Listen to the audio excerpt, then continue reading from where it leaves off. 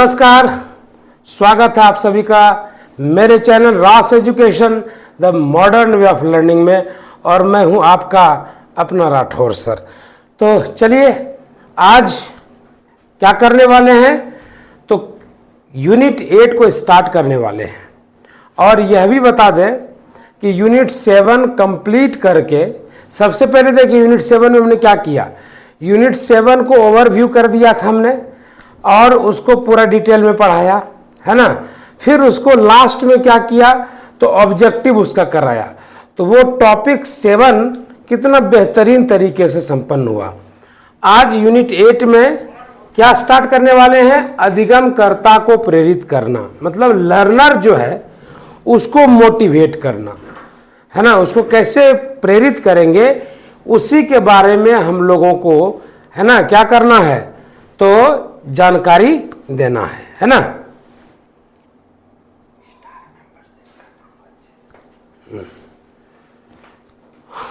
तो हमको लग रहा है कि आप सभी लोग लाइन पर आ चुके होंगे। एक बार देख लेते हैं।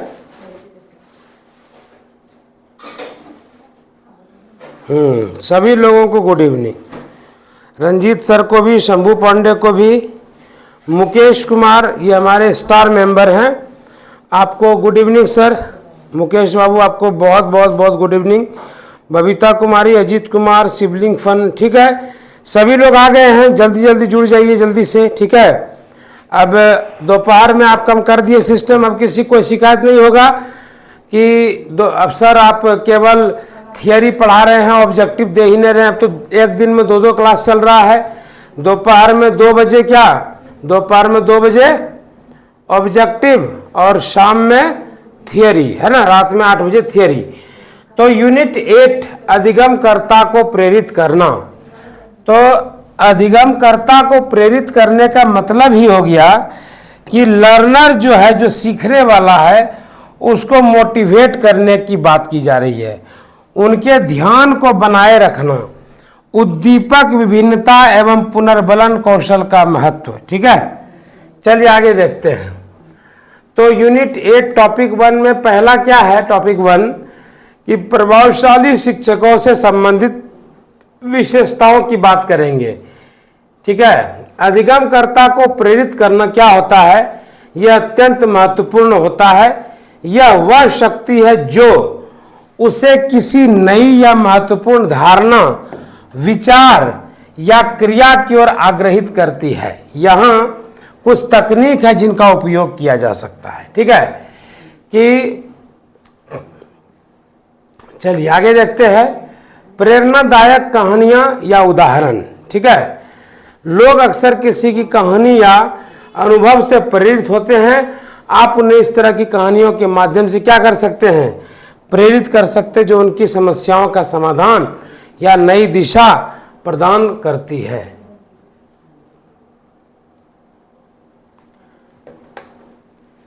यूनिट 8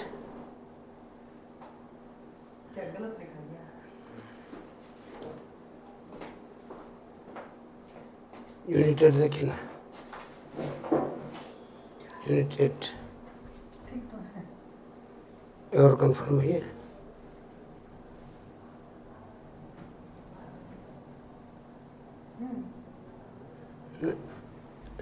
सिलेबस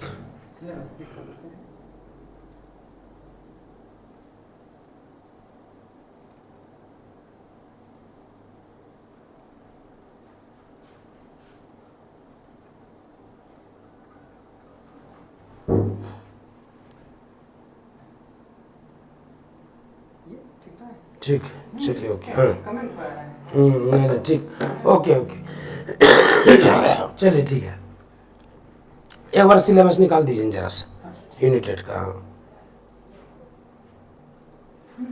देखिए यूनिट 8 को जरा से एक बार दिखा देते हैं, ठीक है। इसीलिए बीच में वीडियो को रोक दिए थे। यूनिट 8 में आपको क्या क्या पढ़ना है सो देख लीजिए, है ना। ये वाला, अच्छा ये वाला, ये ठीक है। देखिए यूनिट 8 को एक बार हम लोग देख लेते हैं ठीक से।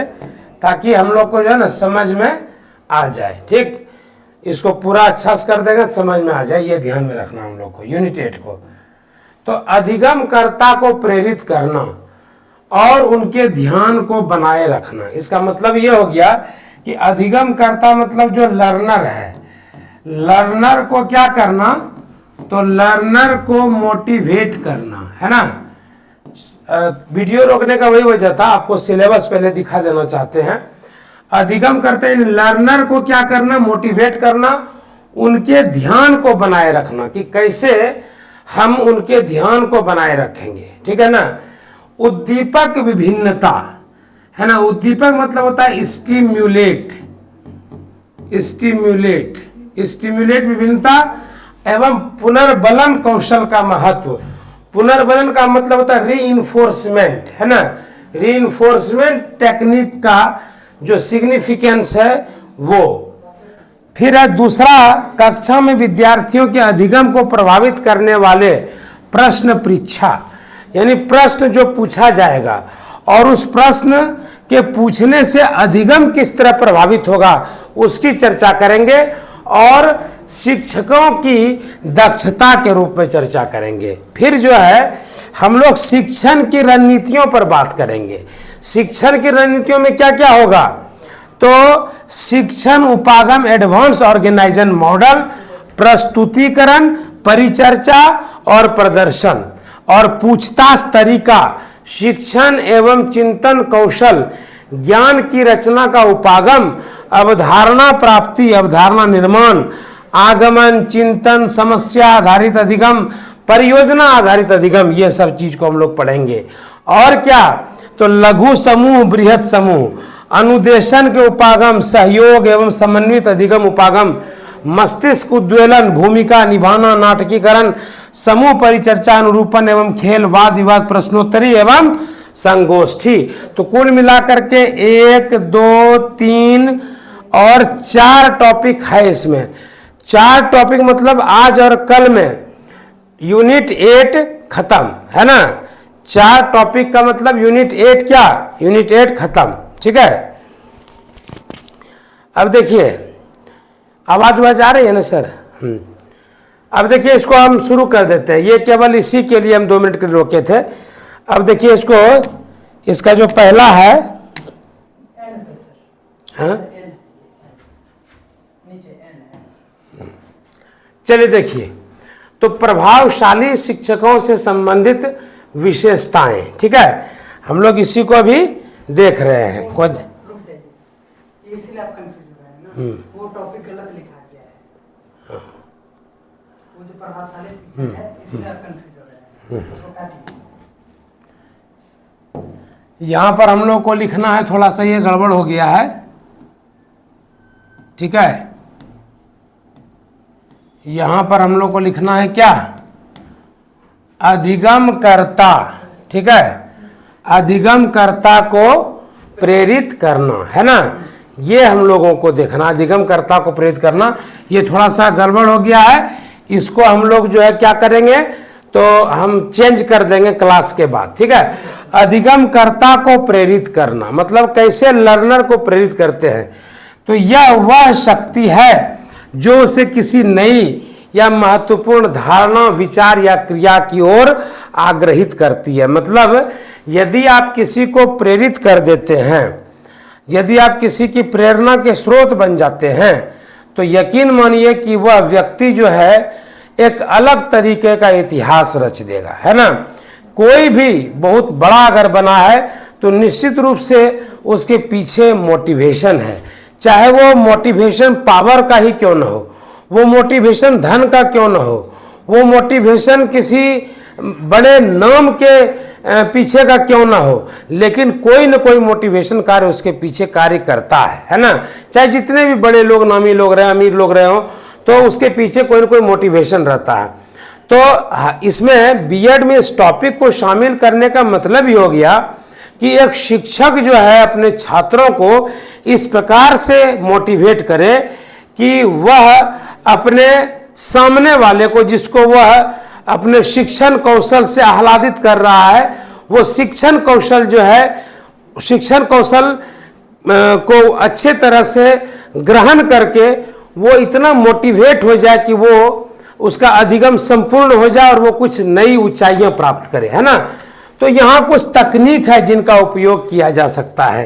तो प्रेरणादायक कहानियां या उदाहरण, ये सबसे अच्छा तरीका है। हम आपको पहले भी बताए थे, इस बारे में चर्चा हुई पहले टॉपिक में, कि सरदार वल्लभ भाई पटेल, उनको लौह पुरुष कहा जाता है। क्यों उनको लौह पुरुष क्यों कहा जाता है?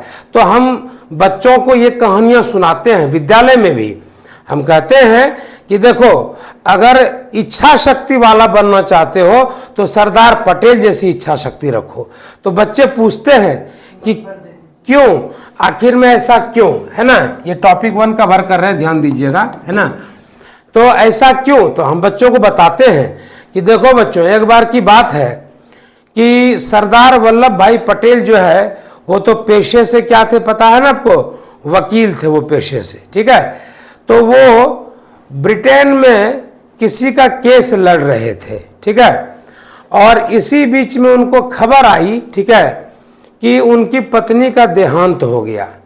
अब बताइए, वैसी स्थिति में कोई व्यक्ति हताश उसको हो जाता, उसको फ्रस्ट्रेट हो जाता, वो जल्दी से जल्दी वहाँ से निकलने का प्रयत्न करता।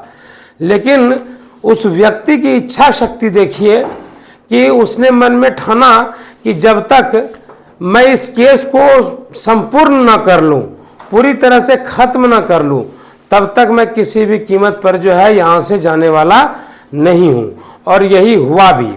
उन्होंने अपने मुवक्किल का पूरा केस पूरे बढ़िया तरीके से लड़ा और उसको विजय जीत भी दिलाई। उसके बाद वो भारत के लिए रवाना हुए। सोचिए कितने मतलब लौह इच्छा शक्ति वाले थे। उनकी एक और कहानी मशहूर है। क्या कहानी मशहूर है कि उनको एक बार जांग में इतना बड़ा जो है गुरा हो गया। गुरा समझते हैं ना, बड़ा सा घाव, उसका छोटा ऑपरेशन करना जरूरी था। तो डॉक्टर ने सलाह दी एनेस्थीसिया की। उस समय एनेस्थीसिया का प्रोसेस काफ़ी महंगा होने के साथ साथ काफ़ी रिस्की भी था। तो उन्होंने कहा ऐसा करो कि हमको जो है ना कुछ मत करो, हमको एक अखबार दे दो पढ़ने के लिए, हम उस अखबार को पढ़ेंगे और तुम हम मेरा ऑपरेशन कर देना, हमको पता नहीं चलेगा।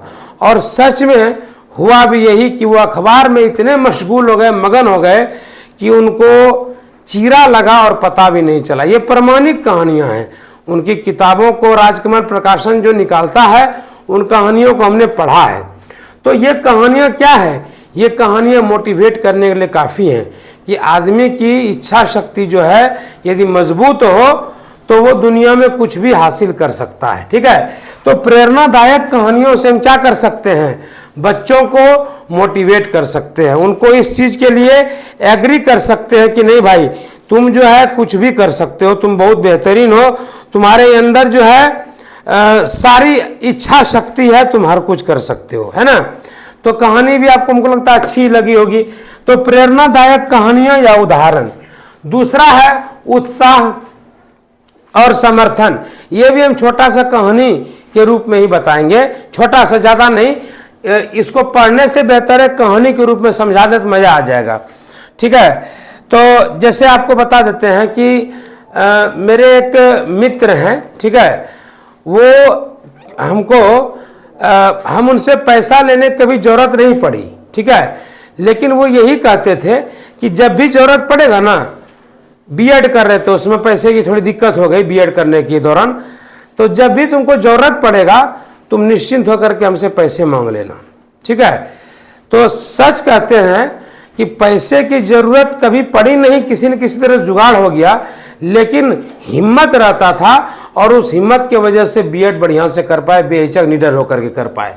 तो उत्साह और समर्थन भी यदि आपको मिलेगा तो अधिगम जो है वो बहुत बेहतरीन तरीके से। आप किसी का पीठ थपथपा दीजिए, गणित का सवाल बनाया, पीठ थपथपा दीजिए उसका, वाह शाबाश तुमने बहुत अच्छा किया।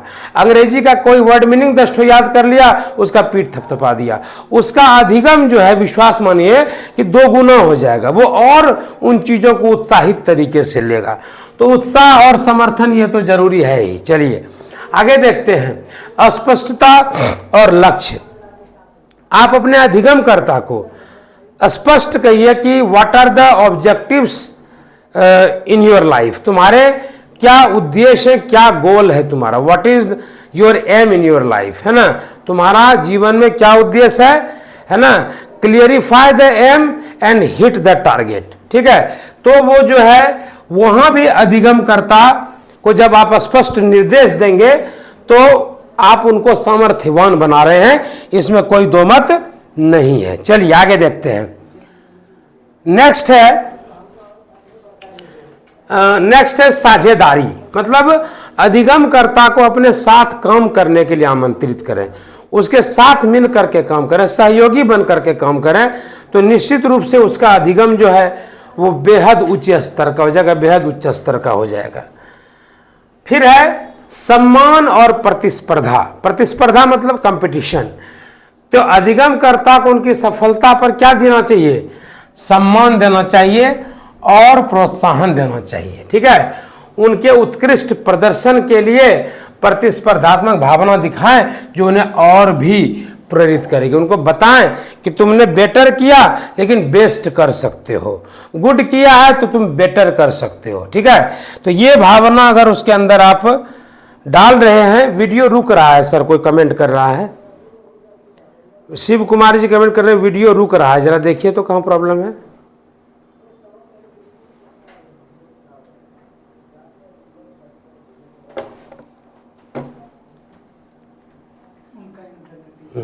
वो आपका इंटरनेट इश्यू होगा सर, हम लोग का ठीक है। तो इन तकनीकों का उपयोग करके आप अपने अधिगमकर्ता को क्या कर सकते हैं, प्रेरित कर सकते हैं और उन्हें नए उन्नत मार्गों की ओर उन्मुख कर सकते हैं। अब देखिए, अधिगमकर्ता के उद्दीपक का महत्वपूर्ण भूमिका है, क्योंकि वे लोगों को प्रेरित करके उन्हें कार्रवाई के लिए प्रेरित करते हैं।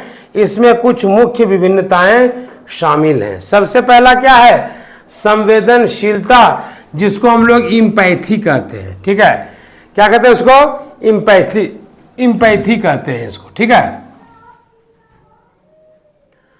अधिगमकर्ता को अपने अधिगमकर्ता की जरूरतों और चुनौतियों को समझने की क्षमता होनी चाहिए, ठीक है। किसकी क्षमता होनी चाहिए, समझने की क्षमता होनी चाहिए।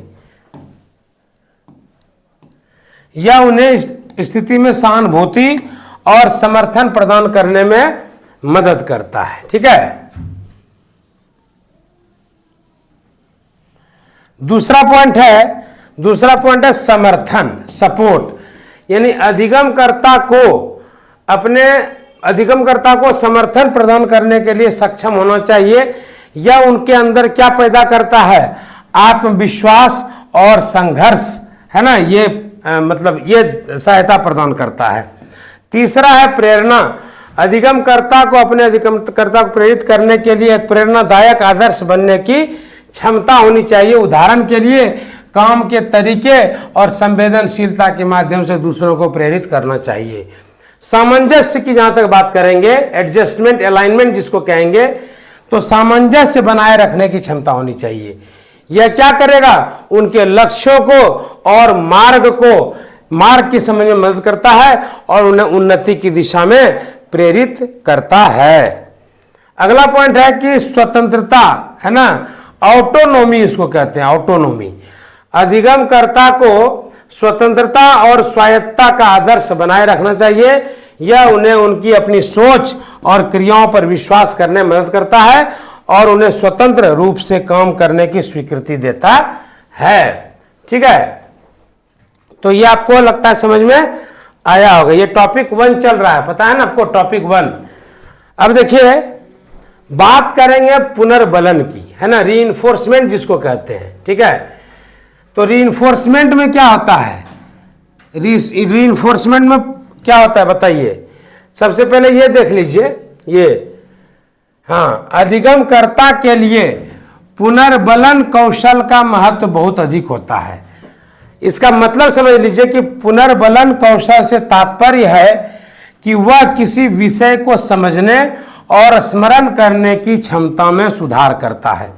यह न केवल शिक्षा के क्षेत्र में महत्वपूर्ण है, बल्कि सभी क्षेत्रों में क्या है, सभी क्षेत्रों में अनिवार्य है। ठीक है, तो पुनर्बलन कौशल रीइंफोर्समेंट टेक्निक का महत्व निम्नलिखित कारणों से होता है, जैसे कि स्मृति में सुधार। अधिगमकर्ता के पुनर्बलन कौशल से यह सिखाया गया कि सामग्री को सही ढंग से स्मरण करना है, जिससे उसके स्मृति में सुधार होता है। और समझ में वृद्धि की जब बात करेंगे तो पुनर्बलन कौशल से विषय को बार बार पुनः समझने का अवसर मिलता है, जिससे अधिगमकर्ता की समझ में क्या होती है, वृद्धि होती है। समस्याओं का हल की जब बात करेंगे तो पुनर्बलन कौशल से विषय को गहराई से समझने के बाद अधिगमकर्ता किसी भी समस्या का हल निकालने में सक्षम होता है। और स्थिरता, जिसको स्टैटिक्स कहेंगे, पुनर्बलन कौशल से अधिगमकर्ता की स्थिति स्थिर होती है, क्योंकि वह स्वयं को समझने और अपनी सीमाओं को पहचानने का अवसर प्राप्त करता है। और स्वाध्याय की जब बात होगी तो अधिगमकर्ता के पुनर्बलन कौशल से वह स्वाध्याय करने में प्रेरित होता है और नई जानकारी को अधिक समझने का प्रयास करता है। चलिए, अभी 59 लोग ही केवल जुड़े हुए हैं, मतलब वो जो शुरू किए हैं उसके वजह से आप लोग छोड़ दिए हैं क्या? जो शुरू किए 2 बजे वाला, बिल्कुल नहीं। जब तक ये कंप्लीट नहीं होगा वो आपको ज़्यादा कम नहीं दे पाएगा। अब देखिए, व्यक्तिगत विकास की बात करते हैं। ठीक है, तो पुनर्बलन कौशल से अधिगमकर्ता का व्यक्तित्व भी विकसित होता है, क्योंकि वह निरंतर अपने विचारों और धारणाओं को पुनर्विचार करता है। इस प्रकार पुनर्बलन कौशल अधिगमकर्ता के शिक्षार्थी जीवन में एक महत्वपूर्ण गुण है, जो उसकी शिक्षा, समझ और समस्या समाधान की क्षमता को बढ़ाता है। देखिए, ये टॉपिक 1 हो गया आपका फिनिश। अब टॉपिक 2 जो है, हम टॉपिक 2 से लेकर के जितना इसमें 2 टॉपिक और है उसका आउटलाइन दे देते हैं। ठीक है, जैसा पिछला बार हम किए थे। कक्षा में विद्यार्थियों के अधिगम को प्रभावित करने वाले प्रश्न परीक्षा, ये टॉपिक 2 है, आप मिला सकते हैं सिलेबस से। तो कक्षा में विद्यार्थियों के अधिगम को प्रभावित करने वाले प्रश्न परीक्षा, प्रश्न परीक्षा मतलब प्रश्न को पूछना, काफी महत्वपूर्ण होते हैं। ये प्रश्न परीक्षा क्या करते हैं, विद्यार्थियों को विषय के गहराई में जानने और समझने में मदद करते हैं। और क्या, सकारात्मक सोच को बढ़ाते हैं। और क्या, संवाद कौशल को बढ़ाते हैं। और क्या, उन्हें विषय के विभिन्न पहलुओं से जोड़ते हैं। निम्नलिखित कुछ प्रकार के प्रश्न परीक्षा हो सकते हैं। क्या क्या हो सकता है प्रश्न परीक्षा? क्वेश्चनेयर, उसको क्या कहते हैं, प्रश्नों का समूह। इसका होता है QUESTIONNAIRE। देखिए कितना डिफिकल्ट स्पेलिंग है क्वेश्चनेयर का। ये एसएससी सब में स्पेलिंग टेस्ट में पूछ देता है क्वेश्चनेयर। प्रश्नों का समूह या प्रश्नावली इसको कहते हैं। क्वेश्चन में NNAIRE है ना। बहुत लोग जो है सर्विलांस का स्पेलिंग गलत लिखते हैं। सर्विलांस ना, you are under CCTV surveillance, आप CCTV कैमरे की नज़र में हैं। क्या होता है उसके स्पेलिंग सर्विलांस का? बहुत लोग 99% नहीं बता पाइएगा। SURVEILLANCE, समझ रहे ना। मिसलेनियस का बहुत लोगों को स्पेलिंग पता नहीं होता है, MISCELLANEOUS होता है। तो ये सब कुछ वर्ड है। एक वर्ड मेरे पास है 28 शब्द का, 26 लेटर होता है, 28 शब्द का वर्ड है मेरे पास, वो एक दिन दिखाएंगे आप लोग को। चलिए देखिए, ये उदाहरण प्रश्न है ना। पहला क्या था, उत्तराधिकारी प्रश्न। चलिए इसके बारे में जान लेते हैं। ये प्रश्न विद्यार्थियों को विषय के मूल सिद्धांतों और महत्वपूर्ण तत्वों पर विचार करने के लिए प्रेरित करते हैं। उत्तराधिकारी प्रश्नों का उदाहरण हो सकता है, क्या आपको लगता है कि ज्योमेट्री के नियम व्यवहारिक जीवन में कितना महत्वपूर्ण है? ये उत्तराधिकारी प्रश्न है। प्रश्नों के बहुत सारे प्रकार होते हैं, उनमें से उत्तराधिकारी प्रश्न। दूसरा उदाहरण प्रश्न भी होता है कि उदाहरण प्रश्न विद्यार्थियों को विषय के सिद्धांत को समझने और उन्हें वास्तविक जीवन में कैसे लागू किया जा सकता है के बारे में सोचने के लिए प्रेरित करते हैं। उदाहरण प्रश्न का उदाहरण हो सकता है कि एक सामाजिक समस्या को हल करने के लिए विज्ञान कैसे उपयोग किया जा सकता है। समझ रहे हैं, एक सामाजिक समस्या को हल करने के लिए विज्ञान कैसे उपयोग किया जा सकता है। ये कैसा प्रश्न है? ये उदाहरण प्रश्न है ये। ठीक है, चलिए आगे देखते हैं, परिकल्पना जिसको हाइपोथेसिस कहते हैं, परिकल्पना इमेजिनेटिव है ना, ये प्रश्न विद्यार्थियों की कल्पना और विचार को बढ़ावा देते हैं। परिकल्पना प्रश्न का उदाहरण हो सकता है, यदि आप विश्व का नेता होते तो आप दुनिया की किस समस्या का समाधान करते। और तात्कालिक प्रश्न की जब बात करेंगे बंधु, तो ये प्रश्न विषय के वर्तमान और तात्कालिक मुद्दों पर ध्यान केंद्रित करते हैं। तात्कालिक प्रश्न का उदाहरण हो सकता है, कौन से तकनीक नवाचार भविष्य में शिक्षा के क्षेत्र में महत्वपूर्ण होंगे। और पांचवा, प्रश्नों का विस्तार की जब बात करेंगे, ये प्रश्न विषय के विभिन्न पहलुओं को गहराई से समझने के लिए विद्यार्थियों को प्रेरित करते हैं। प्रश्नों का विस्तार का उदाहरण क्या हो सकता है, बताइए। आपको लगता है कि इतिहास की किस घटना का अध्ययन करना आज के समय में सबसे अधिक महत्वपूर्ण है और क्यों। तो ये प्रश्न परीक्षा का ये प्रकार हो गया, टॉपिक 2 के अंतर्गत ये है। और अगर जरूरी पड़ा तो इसको जो है ना, और डिटेल में पढ़ा सकते हैं या देखते हैं, इससे अगर काम चलेगा ठीक है ना, तो और डिटेल में इसको पढ़ाएंगे। तो इस प्रकार के प्रश्न परीक्षा विद्यार्थियों को सोचने के लिए प्रेरित करते हैं, संवाद कौशल को विकसित करते हैं। अगर कोई पूछे कि what are the benefits of questionnaire, है ना, क्वेश्चनिंग, तो आप क्या बोलेंगे कि विद्यार्थियों को सोचने के लिए प्रेरित करते हैं, टू हेल्प द स्टूडेंट्स और to help the students to motivate, है ना, और टू थिंक समथिंग। संवाद कौशल को विकसित करते हैं, है ना। तो कन्वर्सेशन टेक्निक को डेवलप करना, टू डेवलप कन्वर्सेशन टेक्निक, और अधिगम को सामाजिक, व्यावसायिक और नैतिक संदर्भ में स्थानांतरित करने में मदद करते हैं। प्रश्न परीक्षा के उदाहरण हैं जो कक्षा में विद्यार्थियों के अधिगम को प्रभावित कर सकता है ना, जैसे भूगोल। भूगोल, तो भूगोल जो है ये विद्यार्थी के लर्निंग को निश्चित रूप से प्रभावित करेगा। अगर प्रश्न पूछा जाए कि क्या आपको जलवायु परिवर्तन किस प्रकार, क्या आपको लगता है कि जलवायु परिवर्तन किस प्रकार आपके जीवन को प्रभावित करेगा, कृपया अपना विचार साझा करें। अब बताइए, बच्चा इस पर यदि अपना विचार साझा करेगा कि जलवायु परिवर्तन आपके जीवन को कैसे प्रभावित कर सकता है, तो आप देख रहे हैं कि जलवायु परिवर्तन होने की वजह से ग्लेशियर पिघल रहे हैं, जलवायु परिवर्तन होने की वजह से जो है गर्मी बढ़ रही है, जलवायु परिवर्तन होने की वजह से जो है कहीं कहीं पे अत्यधिक ठंडी हो जा रही है। तो ये सब परिणाम है, दुष्परिणाम है जलवायु परिवर्तन का। तो प्रश्न परीक्षा क्या किया, प्रश्न परीक्षा उस बच्चे के अंदर की जो जिज्ञासा है, उस जिज्ञासा को शांत करने का काम किया, उसको एक थिंकर बनाया, उसको एक विवेकशील और विचारवान प्राणी बनाया, है ना। तो ये लाभ है। और क्या अपने आपके मतानुसार क्या भूगोलीय विभाजन राजनीतिक, सामाजिक और आर्थिक दृष्टि से महत्वपूर्ण है? अगर है तो कैसे है ना। तो निश्चित रूप से अगर ये प्रश्न उठाए जाएंगे तो अधिगम बहुत प्रभावित होगा और बच्चे बहुत डीपली जो है वो थिंक कर पाएंगे, सोच पाएंगे, है ना। गणित की जहां तक बात करें तो क्या आपको लगता है गणित किसी जीवन में किस प्रकार मददगार हो सकती है?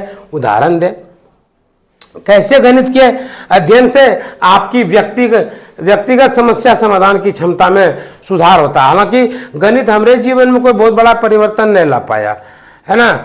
आज तक जो है अलजेब्रा का यूज अपने दैनिक जीवन में कर ही नहीं पाए हैं, ठीक है। लेकिन थोड़ा सा किसी का स्पीच सुन करके हमको याद आ गया a+b पर होल स्क्वायर वाला, है ना, a² + b² + 2ab, है ना। तो उसको कोई नेताजी कुछ घुमाए थे, आप सुन लीजिएगा। अभी आचार संहिता लगाओ, भारत में अभी नहीं बोलेंगे, जेल तेल में डाल देगा। चलिए आगे देखते हैं, है ना। आगे देखते हैं, विज्ञान की बात करते हैं। आपके अनुसार क्या विज्ञान की विषय जीवन में किस प्रकार महत्वपूर्ण है? उदाहरण दें। तो विज्ञान का क्या महत्व है? हाँ, इसका महत्व हम जो है ना भले जाने थे, विज्ञान का महत्व, ठीक है ना। बताइए सर। हाँ, विज्ञान का महत्व। अच्छा, तो माचिस जलना भी तो विज्ञान ही है ना, हैं। तो क्या हुआ था ना, आज ये खोल रहे हैं, राज बोलिएगा नहीं किसी को, सबको बता दे रहे हैं, आप लोगों ने बताइए किसी को कि दिवाली में जो है ना सर, बाथरूम में एक तो इतना बड़का बम जो है माचिस जला के हम फोड़ दिए थे, बड़ाम, बड़ी जोर का आवाज़ किया था।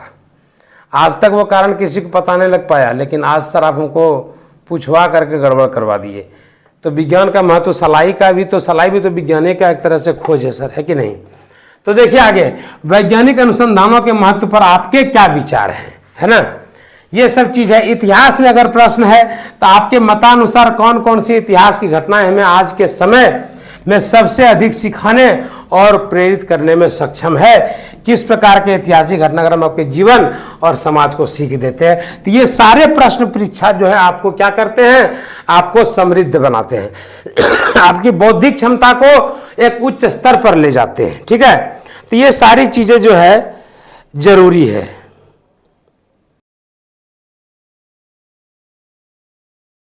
तो इस टॉपिक को शुरू करने के पहले मैं कुछ बताना चाहता हूं। ये यूनिट 8 का टॉपिक नंबर 3 है ना। और टॉपिक नंबर 3 में जो इसका हमने आउटलाइन आपको दिया था, हम चाहते हैं आप एक चीज को नोट कर लीजिए, है ना। क्या चीज को नोट कर लें आप लोग, ये जो हम लिखने जा रहे हैं उसको नोट करिए ठीक से, कि एक शिक्षक, है ना, एक शिक्षक जब शिक्षण का कार्य करता है, इसको लिख लीजिए, एक शिक्षक जब शिक्षण का कार्य करता है तो वह विशेष प्रकार का उपागम। अब देखिए बहुत लोग उपागम शब्द को ही नहीं समझेंगे, है ना। इसमें उपागम का मतलब होता है मेथड। उपागम मतलब क्या हो गया, उपागम का मतलब हो गया मेथड, है ना। तो ये जो तीसरा है टॉपिक नंबर 3 जो है ये उपागम से ही संबंधित है। ये उपागम का मतलब हो गया ये मेथड से संबंधित है ना। ये जो चैप्टर है टॉपिक 3 जो है ये मेथड से, मतलब टीचिंग मेथड से ये संबंधित है। इस बात को आप याद रखेंगे, ठीक है। तो अब टीचिंग मेथड में क्या क्या आएगा, तो एक शिक्षक जब शिक्षण का कार्य करता है तो वो विशेष प्रकार का उपागम मतलब मेथड या तरीके, है ना, काम में लेता है ना। हम लोग भी करते हैं डायरेक्ट मेथड यूज करते हैं क्लास में। इंग्लिश टू इंग्लिश में समझाने का प्रयास करते हैं। जब हम डीएवी में थे तो इंग्लिश टू इंग्लिश हम समझाते थे बच्चों को। हिंदी स्कूल गए सरकारी विद्यालय तो वहाँ पर बच्चों को एक लाइन अंग्रेजी पढ़ाते हैं, दूसरा लाइन हिंदी समझाते हैं। तो बहुत सारे तरीके हैं। कुछ बच्चों को जो है जैसे ज्योग्राफी वाले टीचर क्या करते हैं, वो बच्चों को पहाड़ का चित्र दिखा सकते हैं, है ना। केमिस्ट्री वाले क्या करते हैं, वो प्रैक्टिकल कराते हैं। H2SO4 है ये, है ना, ये सल्फ्यूरिक एसिड है, ये NaCl है ना, तो ये H2O है। तो इन सब चीज़ों को दिखाते हैं। बायोलॉजी में भी प्रैक्टिकल कराया जाता है। फ्रॉग को फाड़ के दिखाया जाता है, फ्रॉग मेढक जो है उसको फाड़ के दिखाया जाता है ना। तो अलग अलग तरीके होते हैं बच्चों को सिखाने के। तो जो शिक्षक उपागम का कार्य करते, उपागम जो करते हैं, मेथड का यूज करते हैं, उसी मेथड की इसमें चर्चा की गई है यूनिट 8 के टॉपिक 3 में। तो एक शिक्षक जब शिक्षण का कार्य करता है तो वह विशेष प्रकार का उपागम मतलब मेथड या तरीके काम में लेता है। और ये कई तरह के होते हैं, ठीक है। जो क्रमशः, हम लिख लीजिएगा इसको, जो क्रमशः क्या है बता सकते हैं, जो क्रमशः क्या क्या है, विधि, जो क्रमशः विधि और क्या सूत्र और क्या सिद्धांत, क्या समझे इस बात को। जो क्रमशः क्या विधि और क्या सूत्र और क्या सिद्धांत, इन 3 चीजों को वो अपने काम में लाते हैं। विधि का मतलब क्या हो गया बंधु, विधि का मतलब हो गया साधन। विधि का मतलब क्या हो गया, साधन। और सूत्र का मतलब क्या हो गया, सूत्र का मतलब हो गया मार्गदर्शन। सूत्र का मतलब मार्गदर्शन। और सिद्धांत क्या हो गया, चलने का तरीका। देखिए चलने का तरीका, है ना। ये हो गया। ये आपको इसलिए बताए ताकि इस चैप्टर को पढ़ने के पहले आपके मन में एक कॉन्सेप्ट जो होता है ना, जिसको मेंटल, जिसको संप्रत्यय भी आप पढ़े होंगे हिंदी में। बहुत दिन तक तो हम संप्रत्यय समझ ही नहीं पाए, है ना। तब गूगल बाबा हमको बताया संप्रत्यय का मतलब कॉन्सेप्ट होता है। तो ये कॉन्सेप्ट आपको देना जरूरी था, है ना, क्योंकि बहुत सारे हमारे शिक्षक बंधु उपागम शब्द को भी नहीं समझते, है ना। माइंड मत करिएगा, है ना। उपागम का मतलब होता है मेथड। तो हम क्या लिखा है कि जब एक शिक्षक जब शिक्षण का कार्य करता है तो वह अनेक तरह के उपागम को जो है ना, उपागम का यूज करता है, इस्तेमाल करता है।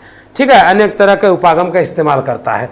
और वो उपागम में जो है, उपागम में जो वो काम करता है किस तरह से, तो वह क्रमशः कौन से तरीके काम में लाता है, तो विधि काम में लाता है, सूत्र काम में लाता है और सिद्धांत काम में लाता है। सूत्र, विधि का मतलब हो गया साधन, है ना। विधि का मतलब क्या हो गया, साधन।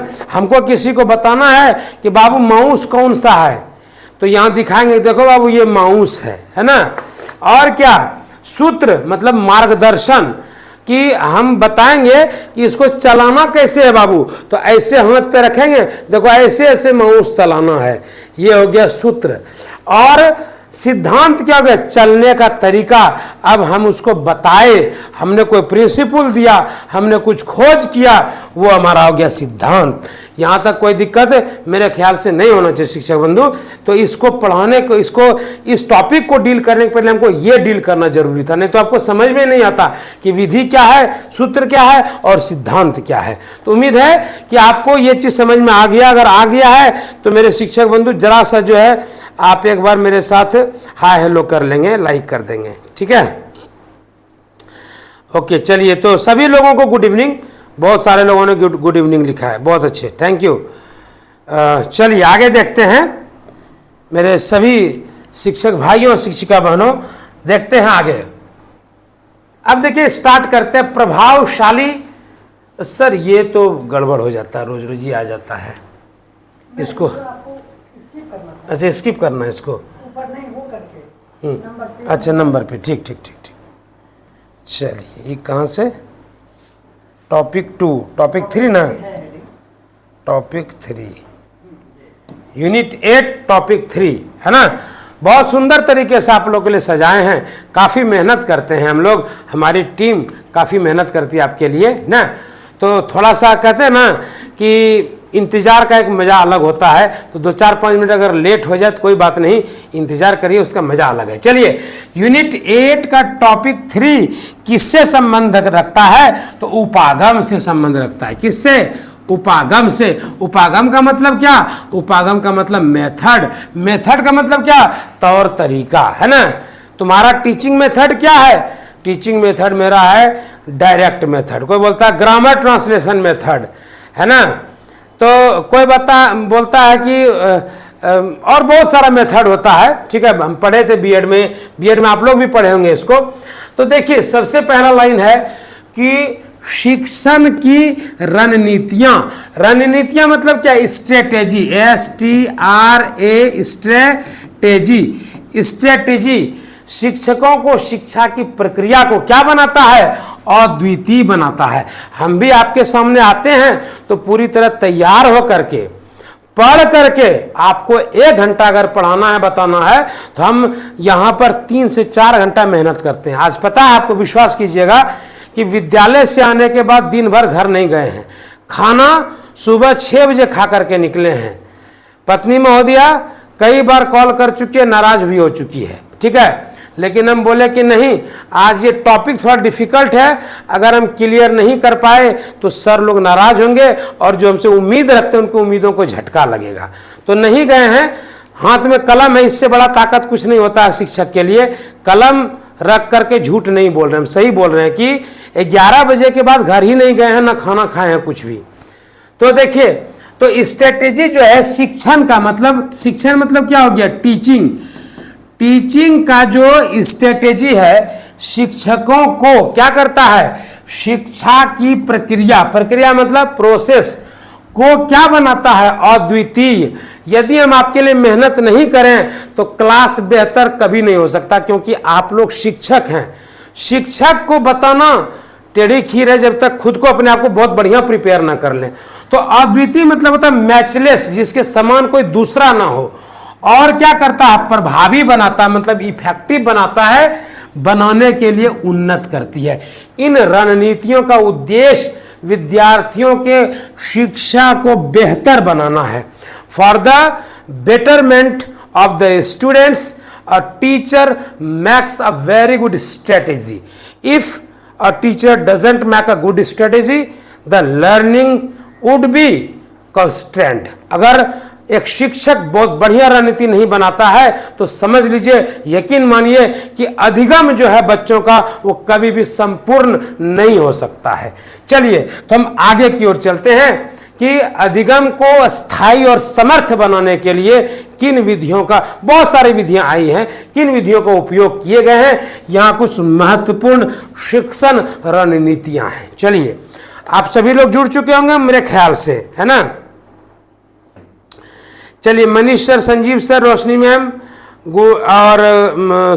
और Bhushan sir, US sir, Umesh sir, आप हमको कॉल नहीं किए, कॉल करना चाहिए था ना। चलिए कोई बात नहीं, चलिए आगे देखते हैं। अब जो है व्यवहारिक शिक्षण की बात करेंगे, टीचिंग मेथड में व्यवहारिक शिक्षण की बात करेंगे। तो इस स्ट्रेटेजी के तहत, इस रणनीति के तहत शिक्षकों को विद्यार्थियों के लिए वास्तविक जीवन में उपयोगी ज्ञान प्रदान करना चाहिए। आप पेंसिल निकाल के महोदय इसी तरह टिक लगाइएगा, तब आपका एग्जाम निकलेगा, ठीक है। इसमें उचित उदाहरणों, केस स्टडीज और प्रैक्टिकल काम शामिल हो सकते हैं। प्रैक्टिकल काम से बच्चों को जितना, एक मेढक फाड़ के दिखा दीजिए उसके अंदर का कैसे हार्ट उसका चलता है, उसका लर्निंग कंप्लीट हो जाएगा। वहां पर हम लोग तेल चट्टा होता है ना, तेल चट्टा क्या कहते हैं सर उसको, कॉकरोच, कॉकरोच को फाड़ते थे हम लोग, है ना, उसको फाड़ करके देखते थे हम लोग, ठीक है। टीचर लोग पत्ता मंगवाते थे, पत्ता हम दिखाते थे, ठीक है। पेड़ का जड़ उखड़वाते थे, छोटा सा पौधा का, पेड़ तो नहीं है उखाड़ पाएंगे, बजरंगबली तो नहीं है, तो उसको उखड़वाते थे और दिखाते थे, देखो ये रूट है, ये शूट है, ये स्टेम है, ये लीफ है ना। तो प्रैक्टिकल से बेहतरीन तो कुछ हो ही नहीं सकता, है ना। सहयोगी शिक्षण, है ना। और हमारे मास्टर साहब प्रैक्टिकल करते थे हम लोग के ऊपर पिटाई करके, है ना। एक हमारे स्कूल में तो घोल्टन मंडल सर नाम के मारवाड़ी पाठशाला में घोल्टा घोल्टा के मारते थे, नाम के अनुरूप हुआ, है ना। मूड फ्रेश करने के लिए कूटते थे वो, तैयो हम लोग कुछ नहीं बोलते थे। घरों में जाके बोलते थे तो वहां भी लात खाते थे पिताजी से, ये तुम शिकायत का क्या मास्टर का आकर के। आज का समय देख लीजिए। तो सहयोगी शिक्षण की बात करेंगे। इस रणनीति में शिक्षक और छात्रों के बीच साथ में काम करने का प्रोत्साहन होता है। यह शिक्षार्थियों को अधिगम करने के लिए, मतलब अधिगम मतलब लर्निंग करने के लिए अधिक उत्साही और सक्रिय बनाता है। इसी तरह आपको भी पेंसिल से टिक लगाते चलना जैसे हम लगाते हैं। और प्रेरणात्मक शिक्षण, प्रेरणा देना। आपको तो बताए थे एक दिन कि motivation is the core of learning. If you are able to motivate any person, it means clearly that he will learn somehow or other। इसका मतलब ये हो गया, यदि आप किसी को मोटिवेट करने में सफल हो गए तो उसका अधिगम की जो क्षमता है वो बेहद ज्यादा हो जाएगा, बहुत ज्यादा हो जाएगा। चलिए, तो प्रेरणात्मक शिक्षण में हम लोग बात करते हैं कि इस रणनीति के तहत शिक्षकों को विद्यार्थियों को स्वायत्तता देनी चाहिए, स्वतंत्रता देनी चाहिए, संवेदनशीलता और संवाद कौशल, बातचीत करने की कला को मैं प्रेरित करना चाहिए, है ना। कोई बच्चा अगर हेजिटेट हो रहा है स्पीच देने में तो he must be called in front of the students and he must be motivated that you can do everything, you have the ability, you have the capacity to speak something before the students, okay। आप उसको motivate कर सकते हैं। It is the total duty of the teachers. A teachers can do anything, okay. He is the constructor of the students, है ना। Next देखते हैं कि व्यक्तिगतीकरण, पर्सनलाइजेशन इसको कहते हैं, पर्सनलाइजेशन कहते हैं। तो यह रणनीति शिक्षार्थियों के व्यक्तित्व को, प्राथमिकताओं को और रुचियों को ध्यान में रखती है। इससे उनका अधिगम, विशेष रूप से उनकी आत्म समझ और स्वावलंबन को बढ़ावा देता है। कोई दिक्कत इसमें? और प्रौद्योगिकी प्रयोग की बात करेंगे तो इस रणनीति के अनुसार शिक्षकों को नवीनतम प्रौद्योगिकियों का उपयोग करके अधिगम को संवारने और समृद्ध करने की कोशिश करनी चाहिए, है ना। और प्रतिक्रिया और संशोधन की जब बात करेंगे तो इस रणनीति के तहत शिक्षकों को नियमित अवलोकन करना चाहिए, ऑब्जर्व कीजिए और क्या मूल्यांकन, इवेल्युएट कीजिए, पाठ्यक्रम में संशोधन करने का प्रोत्साहन मिलना चाहिए, अपनी शिक्षा प्रक्रिया को समृद्ध कर सके, है ना। तो हमको लगता है कि हम आपको जो चाहिए वो दे पा रहे हैं। अगर नहीं दे पा रहे हैं तो निश्चित रूप से कमेंट में जरूर आप लिखिए, है ना, हमको अच्छा लगेगा। कोई शिकवा शिकायत है तो वो भी लिखिए अगर नहीं समझा पा रहे हैं तो, ठीक है।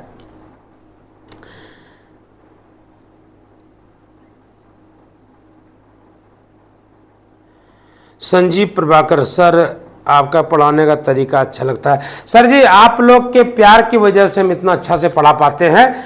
आप लोग जो प्यार बरसाते हैं ना, इतने संख्या में आप कमेंट करते हैं, लाइक करते हैं, शेयर करते हैं, तो इससे जो है ना मुझे मोटिवेशन मिलता है ना। ये भी तरीका बताए थे, किसी का उत्साह वर्धन कीजिएगा तो वो क्या होगा, तो वो जो है आपको 100% देगा। तो हम भी आपके लिए पूरा जान झोंक दिए हैं, ठीक है।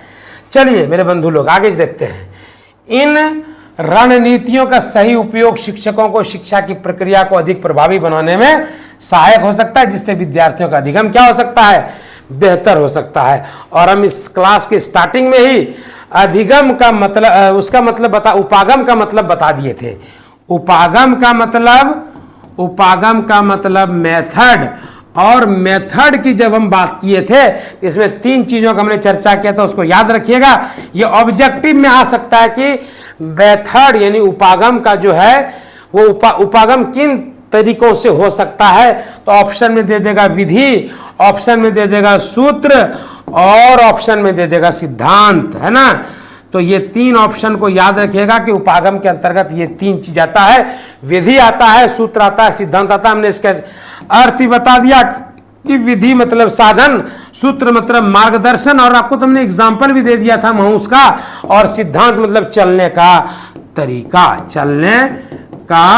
तरीका। मेरे प्यारे शिक्षक बंधुओं, मुझे लगता है कि आपको समझ में आ गया होगा। अगर आपकी इजाजत हो तो आगे की ओर चले, है ना। चलते हैं आगे की ओर। चलिए देखिए, अब आप अपने सिलेबस को पलटाइए। सिलेबस में क्या है, एडवांस ऑर्गेनाइजर मॉडल। ये दिमाग खा गया मेरा, सही बताते हैं। इसको स्टडी करने के लिए हम नहीं गए कहीं पर, आज यही दिमाग खाया। चलिए देखिए, तो सबसे पहला ऑब्जेक्टिव तो आपका यहीं पर निकल गया। पहला लाइन में पहला ऑब्जेक्टिव आप याद रखिए कि 90% आने की चांस है इसके। एडवांस ऑर्गेनाइजर मॉडल का आविष्कार या किसके द्वारा दिया गया है, डेविड ऑसेबुल, है ना। DAVID, David, AUSABLE, David Ausable साहब ने दिया है, जो शैक्षिक मनोवैज्ञानिकों में से एक हैं। कैसे मनोवैज्ञानिक, शैक्षिक मनोवैज्ञानिक, है ना। शिक्षा से बना शैक्षिक, है ना। शैक्षिक मनोविज्ञानों में से एक है। सार्थक मौखिक शिक्षा का यह सिद्धांत 3 चिंताओं से संबंधित है, 3 बिंदुओं से संबंधित है। पहला है ज्ञान। पहला क्या है, ज्ञान। यह पाठ्यचर्या सामग्री, इसके अंदर जो है पाठ्यचर्या सामग्री आता है कि कैसे इसको व्यवस्थित करेंगे, कैसे इसको अरेंज करेंगे। दूसरा है नई जानकारी को संसाधित करने के लिए दिमाग कैसे काम करता है, दूसरा पॉइंट ये है। तो तीसरा पॉइंट यह है कि जब शिक्षक छात्रों को नई सामग्री प्रस्तुत करते हैं, ये 3 स्टेप में हम पूरा का पूरा स्टेप आपके सामने रखने जा रहे हैं। दिल थाम करके बैठिए, है ना। आज इसीलिए बहुत लंबा नहीं खींच पाए टॉपिक, लेकिन जिसको भी जो भी पढ़ाएंगे वो परफेक्ट आपके दिमाग में सेट करेंगे, बैठाएंगे, है ना। ये गारंटी है, ये परफेक्ट आपके दिमाग में सेट करेंगे तो करेंगे, ठीक है। चलिए नेक्स्ट देखते हैं हम लोग आगे का, कि जब शिक्षक छात्रों को नई सामग्री प्रस्तुत करते हैं तो वे पाठ्यक्रम और सीखने के बारे में इन विचारों को कैसे लागू कर सकते हैं, है ना। यह मॉडल छात्र की संज्ञानात्मक संरचना, संज्ञान मतलब समझ रहे थे ना, संज्ञान मतलब आपको बताए थे एक दिन, संज्ञानात्मक संरचना को मजबूत करने के लिए, मतलब कॉग्निटिव, संज्ञानात्मक मतलब कॉग्निटिव, है ना, स्ट्रक्चर, कॉग्निटिव स्ट्रक्चर को डिजाइन करने के लिए इस मॉडल का आविष्कार किया गया। किसके द्वारा, डेविड ऑसेबल महोदय के द्वारा। तो इस मॉडल में शिक्षक विषय वस्तु के आयोजक की भूमिका निभाता है, ठीक है।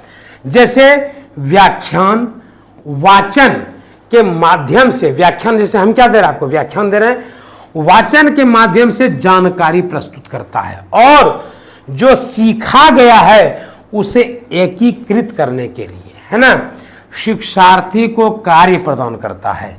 इस दृष्टिकोण में जो सीखा जाना है उसको व्यवस्थित करना है और उसको प्रस्तुत करना है ना। और उसको प्रस्तुत करने के लिए कौन जिम्मेदार है? शिक्षक जिम्मेदार है। इस मॉडल में यही चीज है, समझ में आया ना, कि शिक्षक आयोजक का भूमिका निभाता है। जैसे कि कोई फंक्शन करना है, आपके घर में शादी ब्याह करना है, तो आयोजन करता कोई तो होता होगा ना।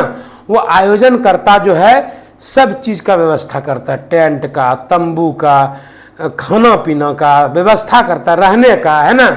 आयोजक यही काम करता है।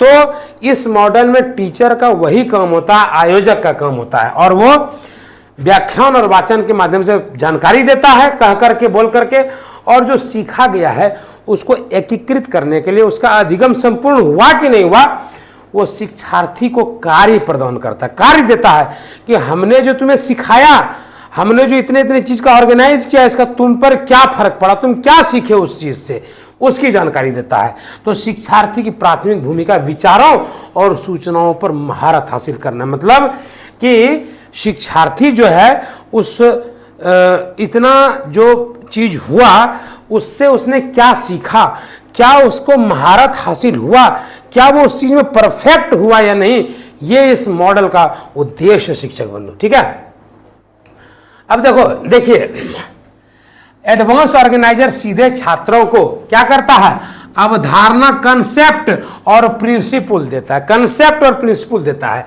ऑसिवर के अनुसार सामग्री सार्थक है या नहीं, यह प्रस्तुत करने की विधि से अधिक सीखने वाले की तैयारी और सामग्री के संगठन पर निर्भर करती है।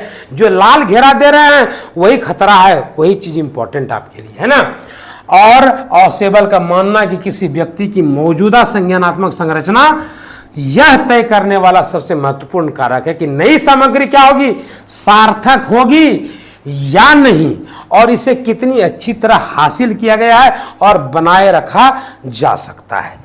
ठीक है, ऑसिबल के विचारों के अनुसार जिस तरह से विषय वस्तु को व्यवस्थित किया गया है ना, और जिस तरह से लोग अपने दिमाग में ज्ञान को व्यवस्थित करते हैं, उनकी संज्ञानात्मक संरचना के बीच एक समानता है।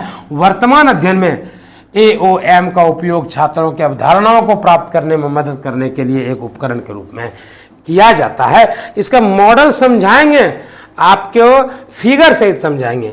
आप ये मत सोचिएगा कि केवल ऐसे बकबक करके निकल जाएंगे फालतू का, है ना। फालतू बकबक नहीं करेंगे हम, आपको जो है हम उसको पूरी तरह से, मुकेश कुमार हमारे स्टार जो हैं वो जुड़ चुके हैं। चलिए आगे देखते हैं मुकेश बाबू, लेकिन समय से आइए, ठीक है सर। एडवांस्ड ऑर्गेनाइजर मॉडल के घटक, है ना। तो एडवांस ऑर्गेनाइजर मॉडल में गतिविधि का 3 चरण है, 3 स्टेज है, 3 स्टेप है। चरण 1 अग्रिम आयोजन की प्रस्तुति है। चरण 2 सीखने के कार्य, सीखने की सामग्री की प्रस्तुति है। और तीसरा चरण संज्ञानात्मक संगठन को मजबूत करना है। ठीक है, चरण 3 सक्रिय सीखने की प्रक्रिया लाने के लिए मौजूदा विचारों के साथ सीखने की सामग्री के संबंध का क्या करता है, परीक्षण करता है। ठीक है, अब देखिए इस मॉडल को ध्यान से देखिएगा। सबसे एडवांस ऑर्गेनाइजर मॉडल का जो स्ट्रक्चर है, वो वाला फिगर भी डाले थे ना, एक और बाद में जो भेजे थे, एक बाद में भेजे थे, डाले थे, चलिए कोई बात नहीं। चलिए देखिए, तो एडवांस ऑर्गेनाइजर मॉडल क्या कहता है, ध्यान से देखिए।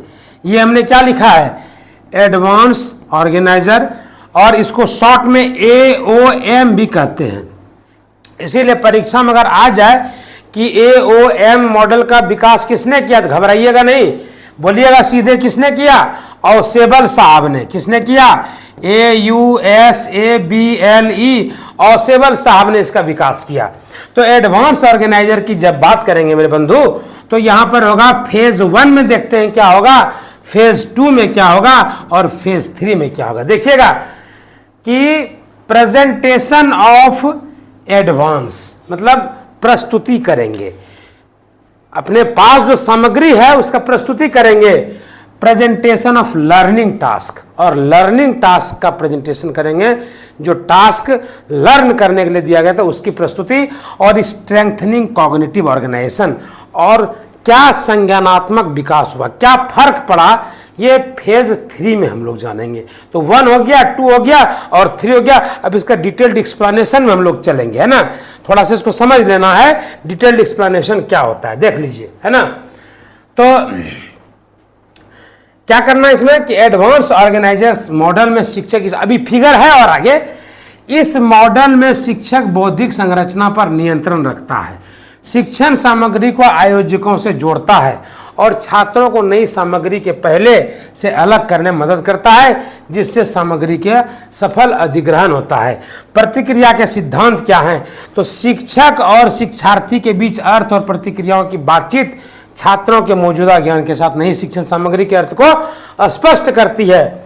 शिक्षक और शिक्षार्थी के बीच आपसी संवाद आयोजकों और शिक्षण सामग्री की जिम्मेवारी से जोड़ता है। सपोर्ट सिस्टम, अग्रिम आयोजक की प्रभावशीलता वैचारिक आयोजक और सामग्री के बीच अभिन्न और उचित संबंध पर निर्भर करती है। यह मॉडल क्या करता है? संरचनात्मक अभिक्रियाओं को पहचानने के लिए दिशा निर्देश प्रदान करता है ना। चलिए, इसका जो है एडवांस ऑर्गेनाइजेशन मॉडल में जो 2 टाइप है, सेकेंड टाइप है, ये क्या क्या करता है एडवांस ऑर्गेनाइजेशन मॉडल, देख लीजिए। कंसेप्चुअल स्ट्रक्चर ये देता है ना, कॉन्सेप्ट देता है, आपका जो संप्रत्यय है उसकी ये व्याख्या करता है, कॉन्सेप्ट देता है। हम इसको हिंदी में लिख देते हैं संप्रत्यय। और meaningful assimilation of information and ideas, मतलब मीनिंगफुल का मतलब होता है जिसका अर्थ हो, जो सार्थक हो। Assimilation of information and ideas, सूचना और विचारों का जो है मतलब सार्थक जानकारी देना, ये सेकेंड फेज में है। तीसरा है इंटरेस्ट इन इंक्वायरी, मतलब इंटरेस्ट है या नहीं, इंक्वायरी में, जांच पड़ताल में इंटरेस्ट है या नहीं। और चौथा है हैबिट्स ऑफ प्रिसाइज थिंकिंग, मतलब कि थिंकिंग जो है, विचार जो है, सोच जो है, उसमें प्रिसाइजनेस है कि नहीं, है ना। प्रिसाइजनेस का मतलब क्या हो गया कि जिसको संक्षेपण जिसको कहते हैं ना, वो है कि नहीं। वो इन चीज़ों को, जब हम पूरे चीज़ को बिखेर दिए हैं, है ना, टीचर क्या करेगा इस एडवांस मॉडल में कि सब चीज़ों को वो ऑर्गेनाइज वे में रखता है बच्चों के सामने में। और बच्चे जो है, जो लर्नर हैं, सीखने वाले जो हैं, वो प्रिसाइज वे में सीख पा रहे हैं कि नहीं। जो उद्देश्य है शिक्षक का, वो कहने में वो बच्चे उस चीज़ को समझने में सफल हो पा रहे हैं नहीं। ये इस मॉडल का उद्देश्य है, एडवांस ऑर्गेनाइजेशन मॉडल का ये प्रमुख उद्देश्य है शिक्षक बंधु, ठीक है। उसके बाद देखिएगा इसमें स्ट्रेटेजीज क्या है। स्ट्रेटेजी मतलब होता है रणनीति, क्या क्या होता है, ठीक है। रणनीति इसमें है स्टेज 1 में कि प्रेजेंटेशन होता है, प्रस्तुतिकरण इसको कहते हैं, है ना, प्रस्तुतिकरण कहते हैं इसको, ठीक। प्रेजेंटेशन ऑफ ऑर्गेनाइजर्स, इसमें ऑर्गेनाइजर प्रस्तुत करता है ना। ये आइडेंटिफाई करता है, पहचान करता है। ये सिलेक्शन करता है स्ट्रक्चर का, संरचनाओं को ये तय करता है। और रिपीटेशन, मतलब इसमें बार बार जो है कई चीज़ें दोहराई जाती हैं। स्टेज 2 में क्या होता है कि लिंकिंग लर्नर, मतलब ये जोड़ता है सीखने वाले को, अधिगमकर्ता को ये लिंक करता है, जोड़ता है। और वो जोड़ने के दौरान क्या क्या करता है अधिगमकर्ता? ये प्रेजेंट करता है ऑर्गेनाइजेशन को, और लॉजिकल ऑर्डर ऑफ ऑर्गेनाइजेशन, मतलब ये तार्किक ढंग से अपनी बातों को रखता है। और स्टेज 3 में जो होता है इम्प्लीमेंट किया जाता है। इम्प्लीमेंट मतलब हमने कोई ऑर्डर निकाला और हमारी टीम ने उसको किया, तो हमने ऑर्डर निकाला, हमारी टीम ने किया, तो हम ऑर्डर निकालने वाले हो गए, और वो टीम ने जो किया वो इम्प्लीमेंटेशन कहलाया, है ना। तो स्टेज 1 और स्टेज 1 में प्रस्तुतिकरण हुआ, स्टेज 2 में लिंक किए, जोड़े उसको, इस प्रस्तुतिकरण को हमने क्या किया, जोड़ दिया। और थर्ड स्टेज में हमने इसको इंप्लीमेंट किया, मतलब इन दोनों कार्य को सफल बनाने में स्टेज 3 का योगदान है। इसको इंप्लीमेंट किया, हमने इसको लागू किया, उसको किस रूप में? तो एनालिसिस किया ऑर्गेनाइजर्स का, और किसका? तो एप्लीकेशन ऑफ आइडियाज का, विचार जो है उसका जो है ना, हमने उसको एप्लीकेंट किया, उस पर लागू किया उन चीजों को। तो ये एक दूसरे से को कंसर्न्ड है, अंतर संबंधित है। ये मॉडल जो है, ये प्रेजेंटेशन जो हमने दिया, क्योंकि हिंदी में इसका ठीक से मिल नहीं रहा था, इसीलिए हमको लगा कि हिंदी से ज़्यादा बेहतर इंग्लिश है, हम शिक्षक बंधु को समझा देंगे।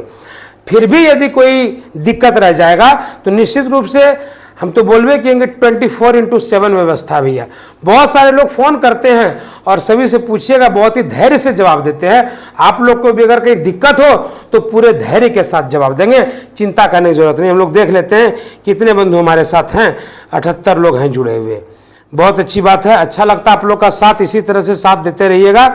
13 तारीख तक हम पढ़ा करके कहीं जाना होगा तो जाएंगे, आप लोग को लास्ट दिन तक पढ़ाएंगे, ठीक है। चलिए आगे देखते हैं इसको, नेक्स्ट देखते हैं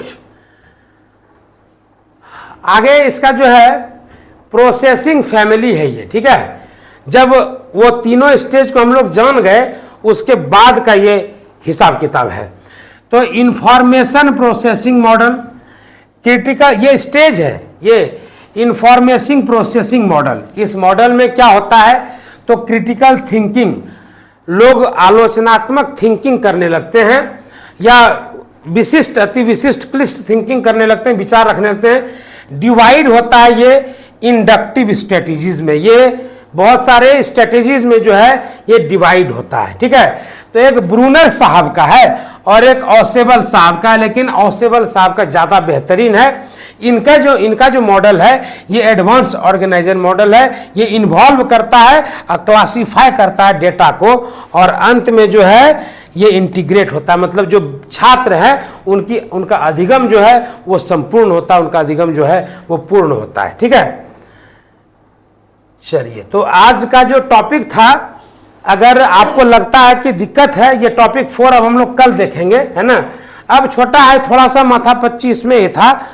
अगर फिर भी कहीं किसी बंधु को दिक्कत हुई सब मॉडल को समझने में, तो आप हमें बताएंगे, हम उसको निश्चित रूप से करने का प्रयास करेंगे, आपको फिर से बताने का प्रयास करेंगे। लेकिन हमें लगता है कि हम सफल हो गए हैं इसको। आप अधिगमकर्ता के रूप में आप पूरी तरह से सफल हैं, है ना। तो समझ में आ गया होगा। कमेंट करके एक बार बता दीजिए अगर किसी को प्रॉब्लम है तो। हम वेट कर रहे हैं आपके मैसेज का। देखिए हाथ में मोबाइल, हम पढ़ रहे मैसेज आपका।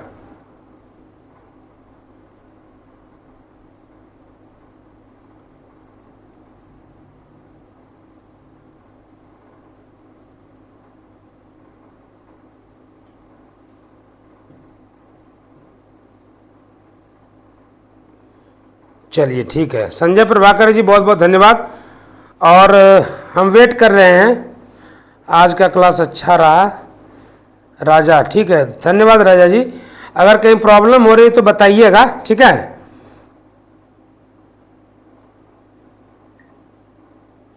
रोशन कुमारी, AOM मॉडल एक बार और बता दीजिएगा। चलिए कोई बात नहीं, आपकी बात को हम मानेंगे। AOM मॉडल को हम अगर फिर से दिखा देते हैं, फिर से पुनः देख लीजिए इसको, ठीक है। बिंदुवार तरीके से इसको समझ लीजिएगा, ठीक है।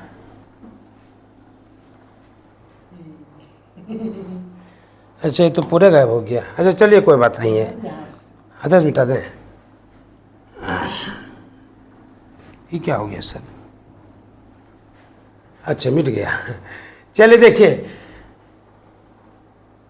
AOM मॉडल को, एडवांस्ड ऑर्गेनाइजर मॉडल को, क्यों हो रहा है ऐसा? एडवांस्ड ऑर्गेनाइजर मॉडल, है ना।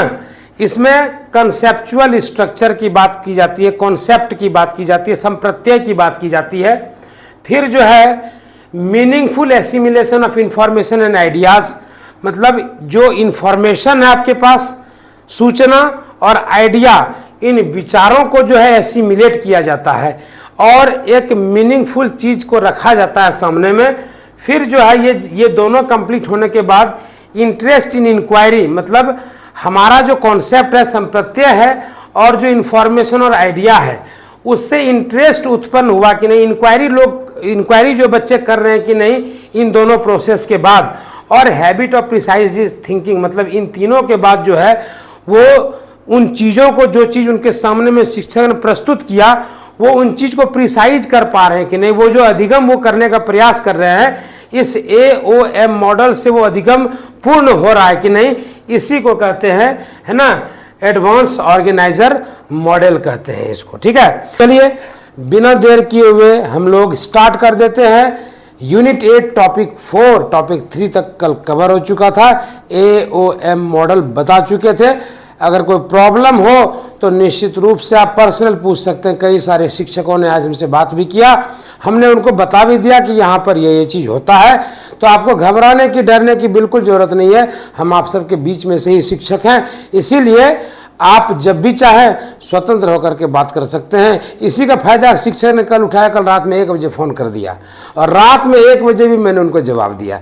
चलिए तो आगे देखते हैं। यूनिट 8 का टॉपिक 4 हम लोग चलते हैं लेकर के, और उसमें है लघु समूह, बृहत समूह, अनुदेशन के उपागम। हमने आपको उपागम का अर्थ बताया था कल। उपागम मतलब मेथड, है ना, और उपागम का अर्थ ही नहीं बताया बल्कि बहुत कुछ बताया आपको कल की वीडियो में। तो आज हम लोग इसको कंटिन्यू करते हैं। बहुत ही सुंदर तरीके से ज़बरदस्त क्लास होने वाला है। जल्दी जल्दी जुड़ जाइए और सभी लोग, है ना, फटाफट जो है शेयर कर दीजिए सेशन को, कमेंट कीजिए, लाइक कीजिए और इसको स्टार्ट करते हैं हम लोग। अधिगमकर्ता को प्रेरित करना, अधिगमकर्ता मतलब लर्नर को मोटिवेट करना। और मैंने कई बार इस वीडियोस के दौरान बताया कि यदि आप किसी को प्रेरित करने में सफल हो गए तो वह कुछ कर लेगा, वह कुछ अच्छा करेगा।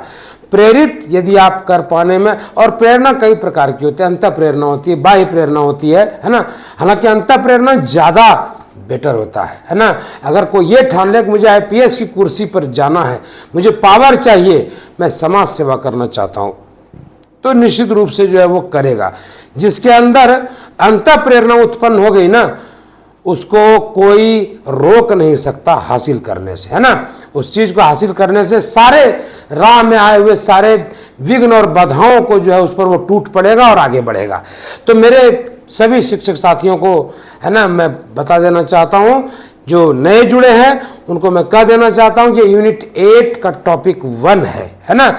यूनिट 8 का टॉपिक 4 है, यूनिट 8 का टॉपिक 4 है। चलिए, तो अधिगमकर्ता को प्रेरित करना और उनके ध्यान को बनाए रखना। चलिए स्टार्ट करते हैं। 43 1 मिनट। हाँ, पेज नंबर 43। इसके पहले ये सब पढ़ा चुके थे, है ना, ये आपका कंप्लीट हो चुका था। चलिए पेज नंबर 43 पर हम लोग चलते हैं। टॉपिक 4 यही है, यूनिट 8 का टॉपिक 4 है। क्या है यूनिट 8 का टॉपिक 4?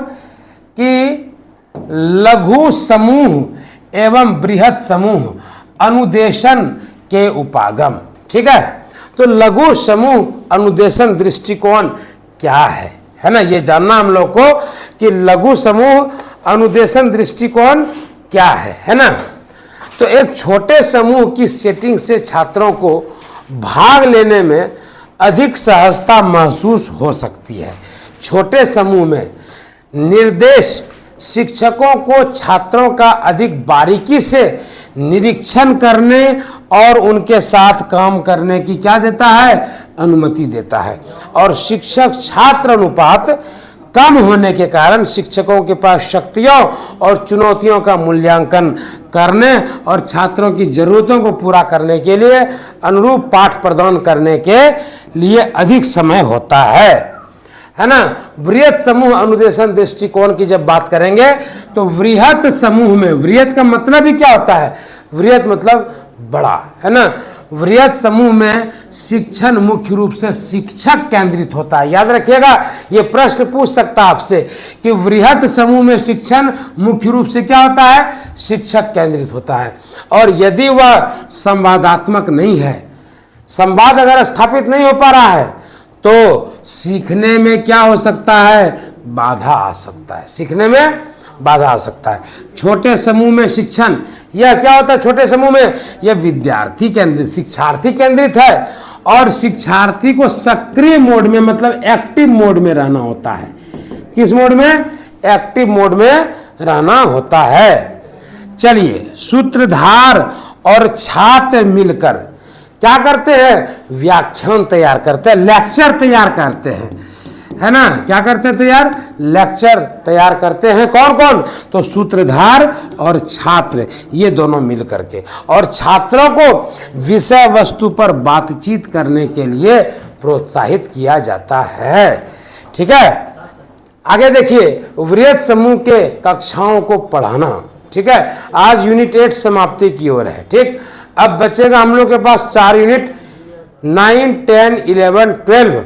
और याद रखेंगे आप सभी लोग कि एग्जाम कैप्सूल स्टार्ट हो रहा है। फिर से हम बार बार याद दिला देते हैं, एग्जाम कैप्सूल स्टार्ट हो रहा है 16 मई से, और कब तक, 16 मई से 13 जून तक ये चलेगा। आपके एग्जाम के एक दिन पहले तक एग्जाम कैप्सूल नाम है उसका, है ना, एग्जाम कैप्सूल। आप लोग इसको लेना नहीं भूलिएगा, इस कैप्सूल को। ये कैप्सूल ले डाला तो लाइव झिंगा लाला, मतलब थोड़ा मजाक कर लिया आपसे, लेकिन आपका हेडमास्टर वाला 50 मार्क्स वाला का 100% सॉल्यूशन है एग्जाम कैप्सूल, है ना, क्योंकि वैसा चीज ही है वो। ठीक, चलिए, तो वृहत समूह में कक्षाओं को पढ़ाने के लिए 78 रणनीतियां कक्षा को वैयक्तिकृत करती है। जैसे यथासंभव अधिक से अधिक विद्यार्थियों से परिचित हो, एक सीटिंग चार्ट हो, छात्रों के प्रवेश करते ही उनका स्वागत करने और किसी भी प्रश्न का उत्तर देने के लिए कक्षा में जल्दी पहुंचे, पहली कुछ कक्षाओं के दौरान रोल कॉल करें, है ना, छात्रों के साथ आदान प्रदान के दौरान, है ना, छात्रों के नाम से खुद को पहचानने के लिए पहचान की बात करें, उनसे उनका नाम लेना शुरू करें। जब कोई छात्र प्रश्न पूछता है तो उत्तर देते समय उस छात्र के करीब जाएं, है ना, छात्रों के काम को व्यक्तिगत टिप्पणियों, सुझावों, कार्यालय समय के दौरान काम की समीक्षा करने के निमंत्रण आदि के साथ जाएं, है ना, कार्यालय समय का पालन करें, छात्रों को कार्यालय समय के दौरान मिलने के लिए समय निकालने की अनुमति देने के लिए अपने कार्यालय के बाहर एक साइन अप शीट लगाएं, लटकाएं, है ना, ताकि छात्र आपसे मिल सकें, आपके पास पर्याप्त समय हो, उस समय छात्र आपसे, है ना, मिल सकें। छात्रों को समूहों में कार्यालय समय पर आने के लिए प्रोत्साहित करें, ताकि आपको एक ही प्रश्न का उत्तर देने की संख्या कम से कम हो। छात्रों से बात करने, सवालों के जवाब देने की इच्छा पर जोर दें, उनको मोटिवेट करें इस चीज़ के लिए। छात्रों से क्या करें, तो प्रश्नावली या सूचना कार्ड पूरा करने के लिए कहें, जिसमें शामिल हो क्या क्या चीज़, जानकारी, पसंद नापसंद, चुनौतियाँ, कक्षा के लिए अपेक्षाएं, और ये सारा व्याख्यान को निजीकृत करने के लिए ये सारा चीज चाहिए, है ना। व्याख्यान देते समय माइक्रोफोन का प्रयोग करें, ताकि आपकी आवाज बच्चों तक बहुत अच्छे ढंग से पहुंचे। मध्यावधि शिक्षण मूल्यांकन करें, या छात्रों से केवल क्या करें, सुझाव मांगे। ये सब क्या है, उपागम मेथड है, how to teach the students, है ना, and what are the ways that make the learning effective and impressive. What methods should be used? These are the some methods which should be used for what? To get the proper learning, है ना। आप उनको क्या दे रहे हो, वो देना, और वो उस चीज को ले पा रहे हैं अच्छे ढंग से कि नहीं, इन सब चीजों के लिए सारी चीजें हैं। बीएड में आप इन सब चीजों को पढ़े होंगे, है ना। अब देखिए, सक्रिय शिक्षण को बढ़ावा देना, हम आगे की बात करते हैं। सक्रिय शिक्षण मतलब एक्टिव टीचिंग को, एक्टिव टीचिंग को क्या करना, तो एक्टिव टीचिंग को प्रमोट करना। हम कह सकते हैं इसको कि to promote active teaching, to promote active teaching, active teaching को बढ़ावा देना। तो इसमें क्या है, एक्टिव टीचिंग में क्या क्या आता है, तो विभिन्न प्रकार की शिक्षण विधियों को शामिल करें। उदाहरण के लिए छात्र के नेतृत्व वाले सेमिनार, टीम असाइनमेंट। हम लोग देखते हैं बाल संसद का निर्माण करते हैं, ठीक है, तो बाल संसद के निर्माण में आज के भी पेपर में आया था कि बाल संसद के निर्माण में एक छात्र को मुख्य सचिव बनाया गया, अपर मुख्य सचिव बनाया गया। तो अपर मुख्य सचिव की भूमिका में किस प्रकार से सुधार करेगा विद्यालय को, वो उसने करने का कोशिश किया। अच्छा, उसको प्रशंसा भी मिला उस बच्चे को, आज अखबार में आया था। और क्या, पाठ्यक्रम में 20 मिनट की ऊर्जा परिवर्तन शामिल करें। मेरे पिताजी भी कहा करते थे कि change of subject is rest, मतलब विषयों का बदलाव ही आराम है। अब विषयों का बदलाव क्या, हम इंग्लिश पढ़ा रहे हैं मान लीजिए 1 घंटे से, इसी बीच में बच्चों से थोड़ा बहुत अन्य जानकारी की भी बात कर लिए, थोड़ी बहुत इतिहास की चर्चा कर लिए कि तुम लोग इसका नाम सुने हो, या उसी लेसन को रिलेट करने का प्रयास करते हैं किसी चीज़ से, तो ऊर्जा परिवर्तन को जरूर शामिल करें, क्योंकि बच्चे इनर्जेटिक हो पाएँ, वो इंथुजियास्टिक हो पाएँ। सीखने को बढ़ाने के लिए दृश्य सुदृढ़ीकरण का उपयोग करें, है ना। दृश्य सुदृढ़ीकरण मतलब विजुअल मेथड को जो है ना वो बेहतरीन बनाएं। और क्या, इंटरैक्टिव व्याख्यान का प्रयोग करें। आप बच्चों से 1 to 1 चर्चा करें, किसी बात को लेकर, किसी परेशानी को लेकर के 1 to 1 चर्चा भी करें। आपके विद्यालय में जो भी छात्र, आपको पहचान में आ जाता होगा किन छात्रों को किस तरह की परेशानियां हो रही हैं। विद्यार्थी को प्रोत्साहित कीजिए, क्या चीज़ के लिए, तो प्रश्न पूछने के लिए। छोटे समूहों का प्रयोग करें, एक ग्रुप बना दें। ग्रुप बनाने से आपको फायदा ये होगा कि वो 3-4 बच्चों का अगर ग्रुप है तो आप उनसे अच्छे से इंटरैक्ट कर सकते हैं, उनसे संवाद स्थापित कर सकते हैं, और समस्या समाधान और आलोचनात्मक सोच को प्रोत्साहित करें, है ना। उनके पास समस्या रखें और कोशिश करें कि वो उन समस्याओं का क्या कर पाए, तो समाधान कर पाए। चलिए आगे देखते हैं हम लोग, नेक्स्ट देखते हैं इसके बाद का हिस्सा, कि पूरी कक्षा में बहस भूमिका निभाने वाली गतिविधियां या सिमुलेशन का प्रयोग करना चाहिए। विचार मंथन को प्रोत्साहित करें। स्पीकर होने चाहिए।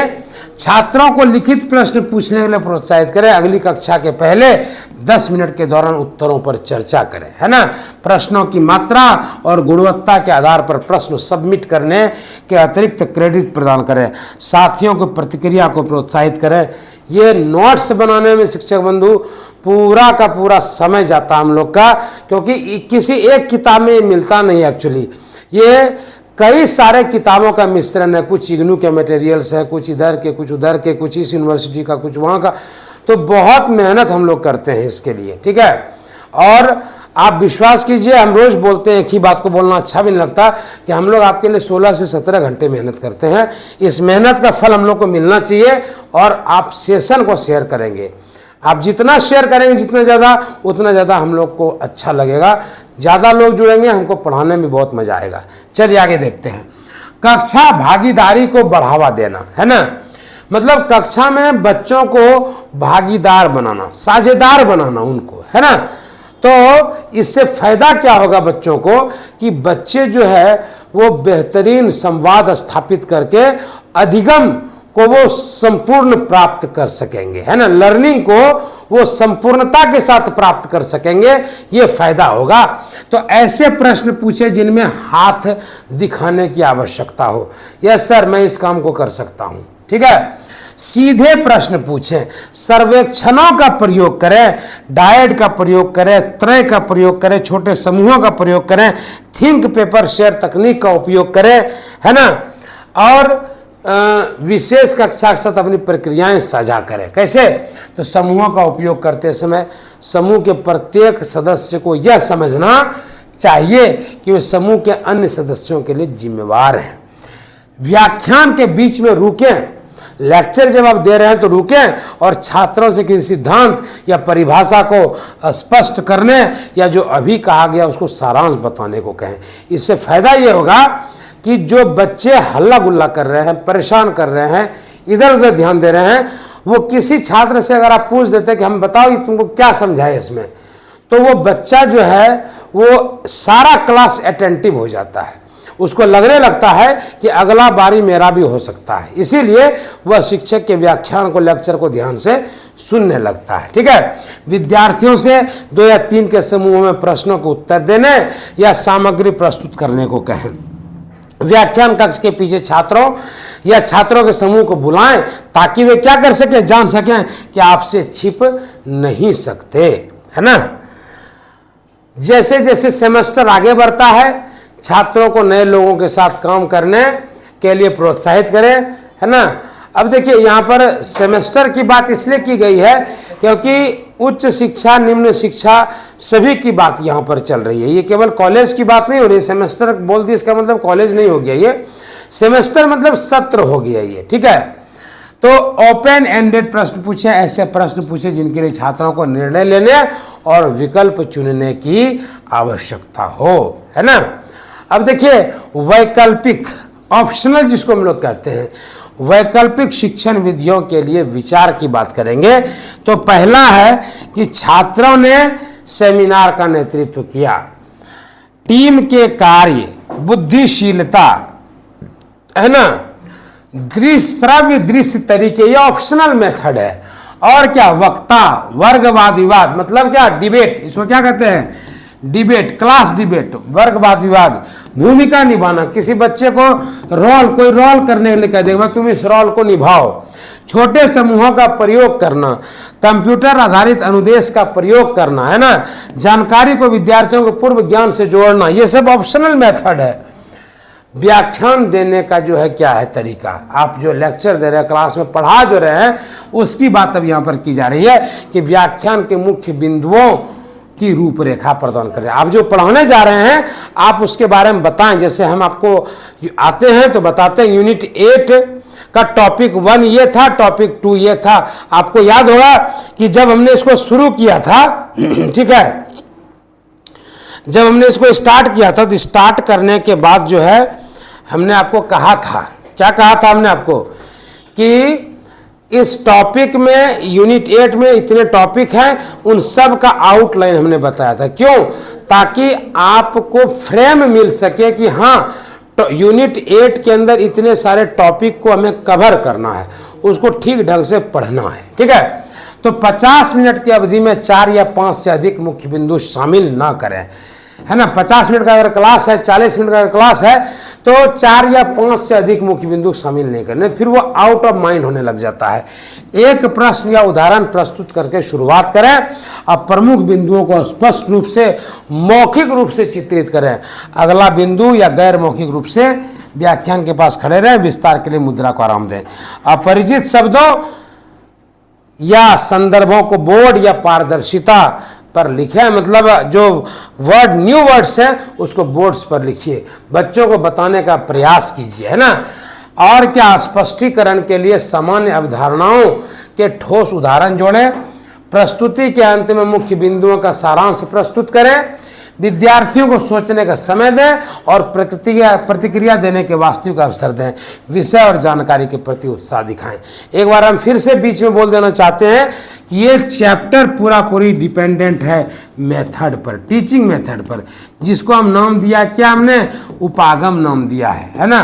उपागम, अधिगम, लर्नर, उपागम, मेथड। इसीलिए ये सारी चर्चाएं हो रही है ना। चूंकि उपागम की जब बात हो रही है, टीचिंग मेथड की बात हो रही है, पढ़ाने के तौर तरीकों की बात हो रही है, तो आपको ये सब जानना ही पड़ेगा। कोई उपाय मेरे पास है नहीं। और मन महसूस करके बैठिए, पढ़िए। नहीं भी मन है फिर भी बैठिए, क्योंकि दोबारा ये सब चीज़ अब लौट करके आने वाला नहीं है। और ना ही, ठीक है, ना ही जो है आपको क्या मिलेगा, आपको दोबारा मौका मिलने जा रहा है, क्योंकि निगेटिव मार्किंग नहीं है। 22,000 फॉर्म फिलअप हुए हैं और 1 पर 3 का हिसाब किताब है ना। 1 सीट 3 शिक्षक, इसीलिए बहुत ज़्यादा मारा मारी भी नहीं है। सबका सिलेक्शन इसी बार होना है, ठीक है। तो इस बात का ध्यान रखेंगे आप सभी लोग, ठीक है, कि इसको पूरा खत्म करना है। यूनिट 8 के बाद यूनिट 9, 10, 11, 12, अभी 4 यूनिट हम लोग का क्या है, बाकी है, ठीक है। 4 यूनिट हम लोग का बाकी है मेरे शिक्षक बंधुओं। हाँ, ऐसा, हाँ। अब देखिए, लेखन कार्य शामिल करें, है ना। लेखन कार्य शामिल करें तो छात्रों को उस दिन के लिए निर्धारित पढ़ाई के बारे में किसी प्रश्न के उत्तर में मिनट पेपर लिखने, प्रश्न पूछने, चिंता बताने आदि की आवश्यकता होती है ना। असाइनमेंट के लिए स्पष्ट दिशा निर्देश दें बच्चों को।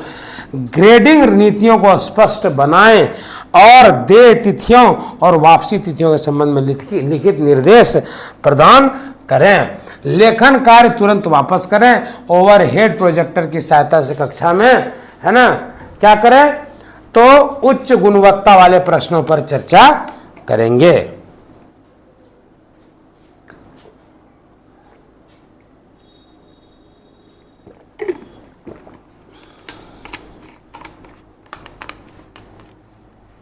चलिए नेक्स्ट देखते हैं।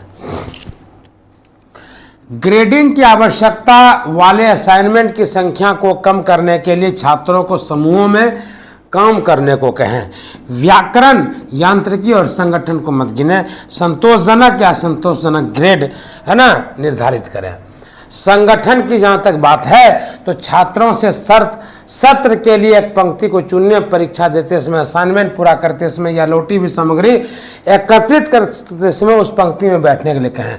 सामग्री एकत्रित करने और वापस करने के लिए पंक्ति संख्याओं के साथ लेबल किए गए मनीला लिफाफे का उपयोग करें। लौटाई जाने वाली सामग्रियों को व्यवस्थित करें। ग्रेडिंग, उपस्थिति, देर से होमवर्क, छूटे हुए टेस्ट आदि के लिए नीतियों और प्रक्रियाओं को लिखित रूप में रखें और उन्हें पहले दिन सौंप दें, है ना। कई सेमेस्टर के लिए कक्षा को पढ़ाने के बाद आवश्यक पाठ्यक्रम सामग्री के रूप में व्याख्यान नोट्स को डुप्लीकेट, बाध्य और बेचने पर विचार करें। फिर मुख्य बिंदुओं को पढ़ाएं और छात्रों से विवरण भरने और मुख्य बिंदुओं को स्पष्ट करने के लिए व्याख्यान नोट्स पढ़ने को कहें। छात्रों को ईमेल के माध्यम से प्रश्न पूछने के लिए उत्साहित करें और यदि उचित हो तो पूरी कक्षा को उत्तर दें, है ना। होमवर्क और टेस्ट ग्रेड रिकॉर्ड करने के लिए स्प्रेडशीट तैयार करें। ठीक, ये सारे चीज़ों को पढ़ाया गया होगा। अब देखिए, अब ये चैप्टर उम्मीद कर रहे हैं कि आज तक समाप्त हो जाएगा, है ना। तो उपागम प्रक्रिया के महत्वपूर्ण हिस्से की बात करते हैं, है ना। ये सिलेबस पर आधारित चीज है ये, है ना। टोटल 8 पॉइंट दिया गया है सिलेबस में, है ना। आप सिलेबस को एक बार देखिए, आप सिलेबस को देखिए। सिलेबस से 100% मैच करके हम लोग जो है आपको सामाजिक घटनाओं से जोड़ के उदाहरण देना चाहिए। अच्छा चलिए सर, त्रय को थोड़ा समझाएं। अच्छा ठीक है, जो भी मेरे बंधु लोग जो है दिक्कत महसूस कर रहे हैं वो हमसे निजी तौर पर ही सवाल पूछ सकते हैं। अगर हम कहीं पर क्लियर नहीं कर पा रहे तो हमें तुरंत बताएं आप, ठीक है। तो उपागम प्रक्रिया के महत्वपूर्ण हिस्से हैं, आपके सिलेबस में भी दिया हुआ, कुल 8 हिस्से हैं, है ना। उन हिस्सों की हम चर्चा करना चाहेंगे। सबसे पहला क्या है?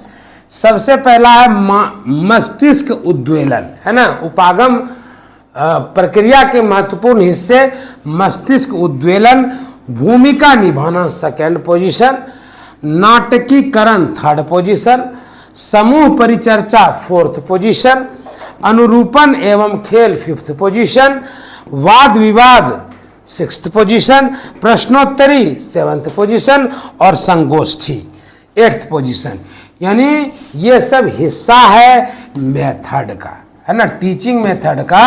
ये सब बहुत ही महत्वपूर्ण हिस्सा, टीचिंग प्रोसेस का बहुत महत्वपूर्ण हिस्सा है, ठीक है। तो सबसे पहले हम लोग स्टार्ट करते हैं मस्तिष्क उद्वेलन से, जिसको हम लोग ब्रेन स्टॉर्मिंग कहते हैं, ठीक है। छात्रों को विचारों और विचारों को प्रस्तुत करने के लिए प्रेरित किया जाता है, जिससे वे नए और अद्वितीय विचारों को विकसित कर सकें। सेकेंड पॉइंट है कि समूह के सभी सदस्यों को अवस्थानों, समस्याओं और नवीनतम विचारों को साझा करने का अवसर मिलता है। ये किसमें होता है? ये ब्रेन स्टॉर्मिंग में होता है, ठीक है। क्या किया जाता है छात्रों को कि आप नए नए विचार प्रस्तुत करें, ठीक है। नए विचार प्रस्तुत करें और उनको प्रेरित किया जाता है, ठीक है। उनको एक टास्क दिया जाता है, समस्या दिया जाता है, समाधान निकालो आप उसका, ताकि आपका जो ब्रेन है ना, उस ब्रेन का आप इस्तेमाल करें, लगातार जो चलाते रहें उसको। ये ब्रेन स्टॉर्मिंग में आता है। और अगला पॉइंट क्या है? रोल प्लेइंग, है ना, भूमिका निभाना। जैसे कि जब हम ICSE बोर्ड को पढ़ाते थे, उसमें मर्चेंट ऑफ वेनिस जब चैप्टर हम पढ़ाते थे तो उसमें बोलते थे कि आओ, है ना, एक भूमिका निभाओ, ठीक है, भूमिका निभाओ, रोल निभाओगे तो अच्छा लगेगा, तुम समझ में आएगा। सीबीएसई में एक चैप्टर चलता था जूलियस सीजर का, हम बोलते थे आओ तुम जूलियस सीजर का रोल निभाओ, सब बच्चे को डिवाइड कर देते थे रोल अपना अपना, है ना, और वो बच्चे उस रोल को बहुत अच्छे से पढ़ के ही बोलते थे, लेकिन समझ में सब कुछ आ जाता था, ठीक है।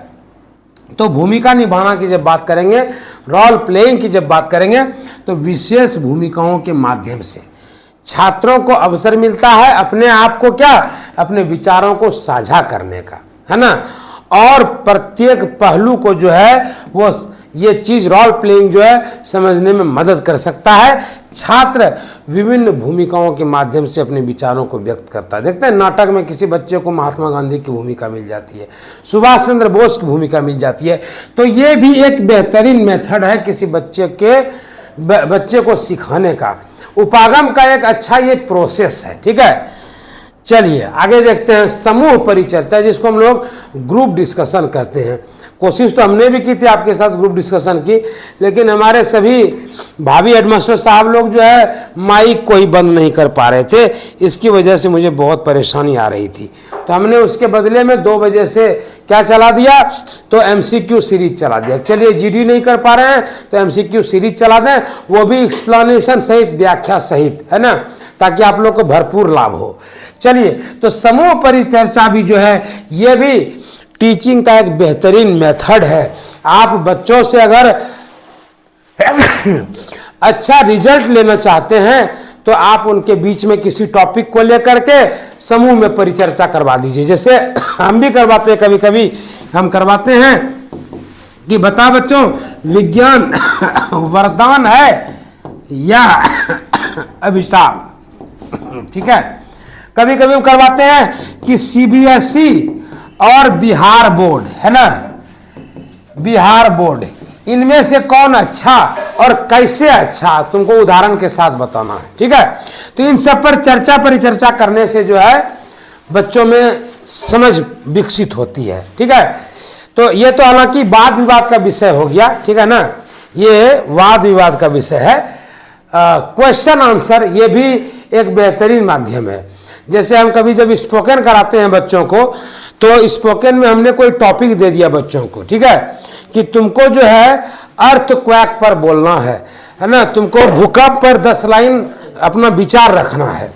तो बच्चे उस विचार को रखते हैं और फिर हम उन्हीं बच्चों के बीच में से कहते हैं कि ऐसा करो कि तुम प्रश्न पूछो, है ना। जैसे उसने कोई 10 लाइन कहा तो उसी में से तुम क्या करो, प्रश्न पूछो। इससे फायदा क्या होगा, प्रश्न पूछने से फायदा ये होगा कि बच्चे ने जिसने प्रश्न पूछा और जिससे प्रश्न पूछा गया, दोनों के बीच का हेजिटेशन तो खत्म होगा ही, साथ ही, है ना, उसका माइंड जो है वो वर्क करेगा और वो सोचेगा कि उसने जो प्रश्न किया उसका जवाब मैं कैसे दूं, और जो प्रश्न करता है उसका भी माइंड जो है वो वर्क करेगा कि अच्छा उसने इन शब्दों को कहा, उसको मुझे ध्यान से सुनना चाहिए ताकि मैं प्रश्न पूछ सकूं। तो ये एक बेहतरीन जो है प्रश्नोत्तरी, जिसको क्वेश्चन आंसर कहते हैं, क्वेश्चन आंसर मेथड भी बहुत ही बेहतरीन मेथड है ना, ये अधिगम के लिए, लर्निंग के लिए। चलिए आगे की ओर चलते हैं हम लोग संगोष्ठी की ओर, जिसको पैनल डिस्कशन कहते हैं, ठीक है। तो इसमें विशेषज्ञ और विषय विशेषज्ञ को लाया जाता है। जो देखते हैं न्यूज चैनल में जो पैनलिस्ट बैठे होते हैं, है ना, न्यूज चैनल में देखते होंगे आप, राजद के प्रवक्ता हैं, चाहे विकास देवी कीर्ति सर, चाहे खान सर, ये लोग पैनलिस्ट मतलब विषय विशेषज्ञ होते हैं ये लोग, और वो चर्चा परिचर्चा करते हैं, छात्र प्रश्नोत्तरी करते हैं, उनमें गहराई से समझाया था, उनके सवालों का बहुत बढ़िया से जवाब दिया जाता है। चलिए, तो ये आपका क्या हो गया, ये आपका हो गया कौन सा मेथड, तो संगोष्ठी मेथड हो गया ये आपका, ठीक है। अब नाटकीकरण, ड्रामाटाइजेशन, हम आपको बताए थे ड्रामाटाइजेशन क्या होता है, कि हमने अपने क्लास में ही सबको रोल अलग अलग दे दिया। एक को हमने बना दिया जूलियस सीजर, है ना, एक को हमने बना दिया कुछ और कैरेक्टर, दूसरे को कुछ और कैरेक्टर, ठीक है। तो उन सारे कैरेक्टर ने अपना अपना रोल प्ले किया। इससे क्या हुआ कि सारा क्लास को सब चीज़ समझ में आ गया कि इसका क्या रोल था, जूलियस सीजर को किस लिए मारा गया, है ना। तो ये सारी चीज़ें क्लियर हो जाती है किसके माध्यम से, ड्रामाटाइजेशन के माध्यम से, है ना। वाद विवाद आपको हमने जस्ट अभी बताया था, वाद विवाद क्या होता है, ठीक है। इसमें एक संचालक होता है और श्रोता होता है ना। जैसे हम संचालन करेंगे और मेरे सामने श्रोता हैं, हमने टॉपिक दे दिया कि भाई तुम अमुक पार्ट पर बोलो, तुम अमुक पार्ट पर बोलो, है ना, तो वो डिबेट कहलाया, वाद विवाद प्रतियोगिता कहलाया वो, ठीक है। और अनुरूपण, अनुरूपण क्या होता है ना। हार्मैन के शब्दों में, हार्मैन साहब कहते हैं कि अनुरूपण में वास्तविकता के महत्वपूर्ण भाग निहित होते हैं, किंतु समूची वास्तविकता नहीं अनुरूपण यथार्थ जीवन के प्रतिरूपों की भांति दिखाई नहीं देना चाहिए, किंतु उन्हें वास्तविक वस्तुओं की तरह अभिनय करना आवश्यक होता है। यही होता है अनुरूपण, यही होता है क्या, इसको कहते हैं हम लोग अनुरूपण। चलिए अब देखिए टॉन्से साहब का अनुरूपण के विचार में बारे में विचार है कि अनुरूपण में वे सभी संयुक्त निबंध हैं जिनमें ऐसी सक्रियता निहित होती है जो कृत्रिम वातावरण पैदा करती है या जो प्रतिभागियों की सक्रियता में कृत्रिम अनुभव प्रदान करती है, ठीक है। चलिए नेक्स्ट देखते हैं हम लोग अनुरूपण के प्रकार की हम लोग बात कर लेते हैं कि अनुरूपण जो है वो कितने प्रकार के होते हैं। टाइप्स ऑफ सिमुलेशन, तो हॉर्मैन ने अनुरूपण के निम्नलिखित प्रकार दिए हैं। क्या क्या है, अभिज्ञान अनुरूपण, अभिज्ञान अनुरूपण में वास्तविक पद्धति को नए नमूने की तरह प्रयुक्त किया जाता है, ठीक है।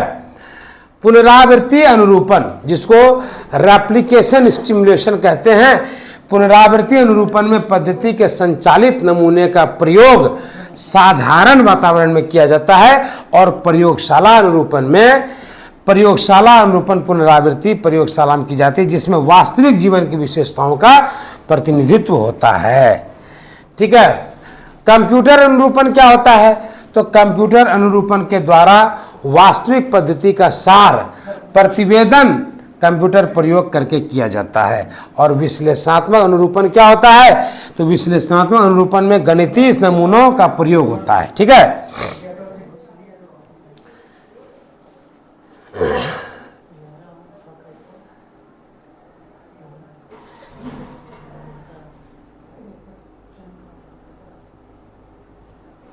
चलिए ये अब हम लोग अब इसके समाप्ति की ओर हैं, ठीक है। अनुरूपित प्रशिक्षण की विधि मतलब प्रोसीजर ऑफ सिम्युलेटेड ट्रेनिंग, अनुरूपित प्रविधि में अध्यापकीय प्रशिक्षण के समय मतलब अध्यापक का जो प्रशिक्षण होता है, ट्रेनिंग होता है के समय शिक्षण के सामाजिक कौशलों का विकास किया जाता है ना। और इनके अनुसार क्रुकशैंक के अनुसार 3 मुख्य भूमिकाएं होती हैं। किनकी, तो एक होती है भूमिका अध्यापक की, दूसरी भूमिका होती है विद्यार्थी की, तीसरी भूमिका होती है निरीक्षक की। चलिए आगे देखते हैं कि शिक्षण की प्रक्रिया में 3 तत्व होते हैं जो इस प्रकार हैं। क्या क्या होते हैं 3 तत्व, तो निदानात्मक डायग्नोज जिसको कहते हैं, डायग्नोज करना, रोग का डायग्नोज करते हैं ना हम लोग कि क्या मतलब रोग है, तो उसका हम लोग डायग्नोसिस करते हैं रोग का। रोग पकड़ में आ जाता है फिर हम लोग दवाई चलाते हैं, है ना। रोग पकड़ में आने के बाद हम लोग क्या करते हैं, दवाई चलाते हैं। जनरल में आपको जो है मैम चाहिए कितना अच्छा मार्क्स चाहिए, करीब करीब हमको लगता है कि 95 प्लस स्कोर करिएगा ना, महिला है ना, तो हमको लगता है 85 प्लस स्कोर करिएगा आप तो सिलेक्शन के लायक हो जाएगा, ठीक है, 85 स्कोर करने पर। और क्रेजी गर्ल दिव्या मैम आप लेकिन आती नहीं है रोज रोज, आप कभी कभी नजर आती हैं दिव्या मैम, ठीक है। इस चैप्टर का क्वेश्चन किस प्रकार से पूछ सकता है सर, तो ये क्वेश्चन किस तरह से पूछ सकता है यूनिट वाइज, ये तो आपको एग्जाम कैप्सूल में बताएंगे ना सब। अब ये दिखा देंगे, फिल्म पहले रिलीज कर देंगे तो हॉल कोई पहुंचेगा सिनेमा हॉल, इसीलिए फिल्म को बचा कर रखे हैं, ठीक है। मूवी को देखिएगा, मूवी थिएटर में 16 मई को रिलीज होगा, उसी दिन आप देखिएगा, ठीक है। अभी केवल ट्रेलर देखिए, जानिए कि एग्जाम कैप्सूल आ रहा है, ठीक। तो निदानात्मक डायग्नोजिंग हो गया, नियमित करना प्रिस्क्रिप्शन हो गया, और मूल्यांकन करना इवैल्यूएशन हो गया। ये शिक्षण की प्रक्रिया में 3 तत्व होते हैं, है ना, इसके अनुसार से। अब देखिए शिक्षण प्रशिक्षण के अनुरूपित प्रविधि के निम्नांकित लाभ हैं। लाभ क्या क्या है? लाभ देखिए, तो अनुरूपित समस्या शिक्षार्थी को बहुत प्रेरणा देती है। वे कक्षा की क्रियाओं को सीखने में रुचि और उत्सुकता दिखाते हैं।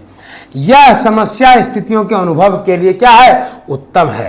परंपरागत कक्षा शिक्षण में अध्यापक का आधिपत्य होता है, अनुरूपण में स्वयं सहायक होता है और भाग लेने वाले विभिन्न प्रतिपुष्टि विधियों से अपनी उन्नति, अपना प्रोग्रेस देख सकते हैं।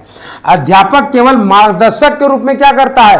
कार्य करता है। इसमें एक्टिव भूमिका किसकी होती है? इस विधि में, इस विधि में एक्टिव भूमिका स्टूडेंट्स की होती है और टीचर पैसिव होते हैं। ठीक है, टीचर पैसिव और स्टूडेंट्स एक्टिव होते हैं, इसीलिए ये ज्यादा प्रभावशाली है। ठीक है, अनुरूपण न केवल विद्यालय उपलब्धि को प्रभावित करता है बल्कि वह सीखने वाले के दृष्टिकोण को भी प्रभावित करता है।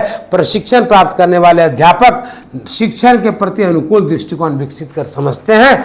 यह समस्या प्रधान स्थिति में सीखने वालों को निर्णय लेने की योग्यता का विकास करती है। ये क्या बता रहे हैं हम? अनुरूपण विधि का लाभ हम बता रहे हैं आपको। ठीक है, और अगला पॉइंट है कि सीखने वाले अनुरूपण के द्वारा गहराई से तथ्य को सीखते हैं, है ना। अनुरूपित प्रविधि प्रतिभाशाली और धीमे सीखने वालों के लिए लाभकारी है। देखिए कितना सुंदर है कि प्रतिभाशाली के लिए भी और जो धीमा सीखता दोनों के लिए लाभकारी है। इसके द्वारा ऊंचा उठ सकते हैं और धीमे सीखने वाले उतना सीख सकते हैं जिससे कि उनका निर्वाह हो सके, है ना। याद रखिएगा इस विधि को। यह शिक्षण के सिद्धांत और प्रयोग के खाई को भरता है। यह छात्र अध्यापकों में आत्मविश्वास उत्पन्न करता है। ठीक है, यह विभिन्न शिक्षण कौशलों के विकास के लिए उन्हें पुनर्बलन मतलब रीइंफोर्समेंट प्रदान करता है। आरंभ में प्रत्येक छात्र अध्यापक को कौशलों का सीमित ज्ञान होता है, परंतु धीरे धीरे प्रशिक्षण की प्रक्रिया द्वारा छात्र अध्यापक उन कौशलों से पूर्ण परिचित हो जाते हैं। इस प्रकार के कौशलों में वो निपुण हो जाते हैं। अनुरूपित अध्यापक में प्रत्येक छात्राध्यापक को पाठ परीक्षण का अवसर मिलता है। आप लोग को भी मिला होगा, पता है कि नहीं? आप लोग भी जब बीएड कर रहे होंगे तो किसी न किसी स्कूल में आपको भेजा गया होगा, है ना। आपको भेजा गया होगा ये जानकारी प्राप्त करने के लिए, उनको पढ़ाने के लिए बच्चों को। तो इस दौरान आप क्या हो जाते हैं? इस दौरान आप जो है बहुत जो है ना बहुत एक्टिव हो जाते हैं।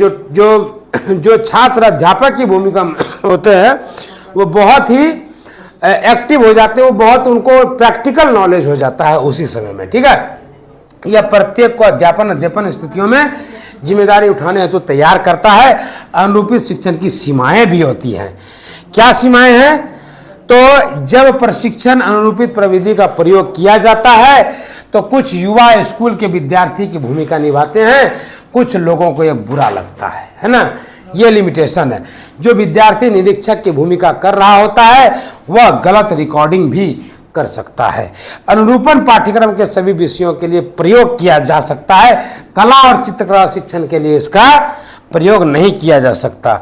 और आज का अंतिम और यूनिट 8 की समाप्ति कि अनुरूपण एक खेल है। जब इस प्रविधि का प्रयोग किया जाता है तो सीखने की गंभीरता कम हो जाती है ना, गंभीरता कम हो जाती है। इस प्रविधि की सफलता के लिए दृश्य श्रव्य सहायक सामग्री आवश्यक होती है। भारतवर्ष में ऐसी सहायक सामग्री उपलब्ध होना कठिन है। तो मेरे सभी शिक्षक साथियों को, है ना, मैं ये कह देना चाहता हूं कि आज का चैप्टर जो है वो खत्म हो जाएगा। दिव्या मैम, एग्जाम कैप्सूल जो है ना एक ऐसा टैबलेट है, कैप्सूल है जिसको गटकने के साथ ही जो है 50 में 49 नंबर आने की संभावना हो जाएगी, है ना। इसीलिए उसका वेट करिए। ठीक है, उसका वेट करिए। जो पेड लोग हैं उन लोगों को उस ग्रुप में जोड़ लेंगे, आप चिंता मत करिए, बेसब्री से इंतजार करिए, है ना। और वो यूनिट वाइज होगा, इतना सा विश्वास रखिए कि बिल्कुल अलग और अनोखा चीज होगा एग्जाम कैप्सूल। ठीक है, आप चिंता मत करिए। चलिए, तो आज के क्लास की समाप्ति की घोषणा करते हैं, क्योंकि आज का क्लास पक्का 8:02 में शुरू हो गया था। तो 45 मिनट का लगभग क्लास चला और ये क्लास समाप्त होता है आज। कल आपको हम बताएंगे यूनिट 9 स्टार्ट हो जाएगा। तो हमारा जो टारगेट है वो बहुत तेजी से चल रहा है। आज तारीख हो गया 7, तो 15 तारीख तक हमारा टारगेट है क्या को ख़त्म कर लेने का, तो ख़त्म कर लेंगे, ऐसा मेरा विश्वास कहता है। 9, 10, 11, 12 बचा। अब आपको यूनिट 8 का नोट्स आपको कल तक मिल जाएगा, ठीक है। तो लेते हैं आपसे विदा, क्योंकि इसके बाद फिर अभी क्लास चलेगा किसका। तो आप सभी लोग थोड़ा सा कोऑपरेट कर दीजिए हम लोगों को कि हम लोग 9 बजे से सीटेट का क्लास देंगे, है ना। और आप लोगों के कोऑपरेशन की ज़रूरत है। आपके घर में जितने भी भाई हैं, बहन हैं, बेटे बेटी हैं, या आपके फुआ चाचा नाना मामा काका दादा की बेटी जो भी है ना, उन सब को आप खबर कर दीजिए कि सीटेट का क्लास जो है वो प्रारंभ हो चुका है राठौर सर के द्वारा, है ना। और हाँ, और जो है बाकी की बात हम लोग करेंगे बाद में, क्योंकि 15 मिनट को गैप भी चाहिए, ठीक है। पढ़ाते पढ़ाते थक गए काफ़ी, 2 घंटा दोपहर में क्लास लिए, फिर 7 बजे क्लास लिए, फिर अभी क्लास लिए, फिर इसके बाद क्लास लेना है, फिर 10 से 11 क्लास लेना है। लेकिन आपकी ये ताकत जो है ना, आप जो हमसे जुड़ते हैं ना, ये ताकत हमको इतना वर्क करने के लिए, है ना, मजबूत करता है, हमको मजबूत बनाता अंदर से आप लोगों का उपस्थिति। तो ठीक है, बाय बाय सभी मेरे प्रिय शिक्षक साथियों को, मेरे सभी प्रिय शिक्षक भाइयों को, शिक्षिका बहनों को शुभ रात्रि, गुड नाइट, बाय बाय। मिलते हैं हम लोग फिर कल, लेकिन अपने सेशन को जरूर शेयर कीजिएगा, 8 बजे वाले को शेयर कीजिएगा अपने भाई भतीजों के लिए। Bye bye.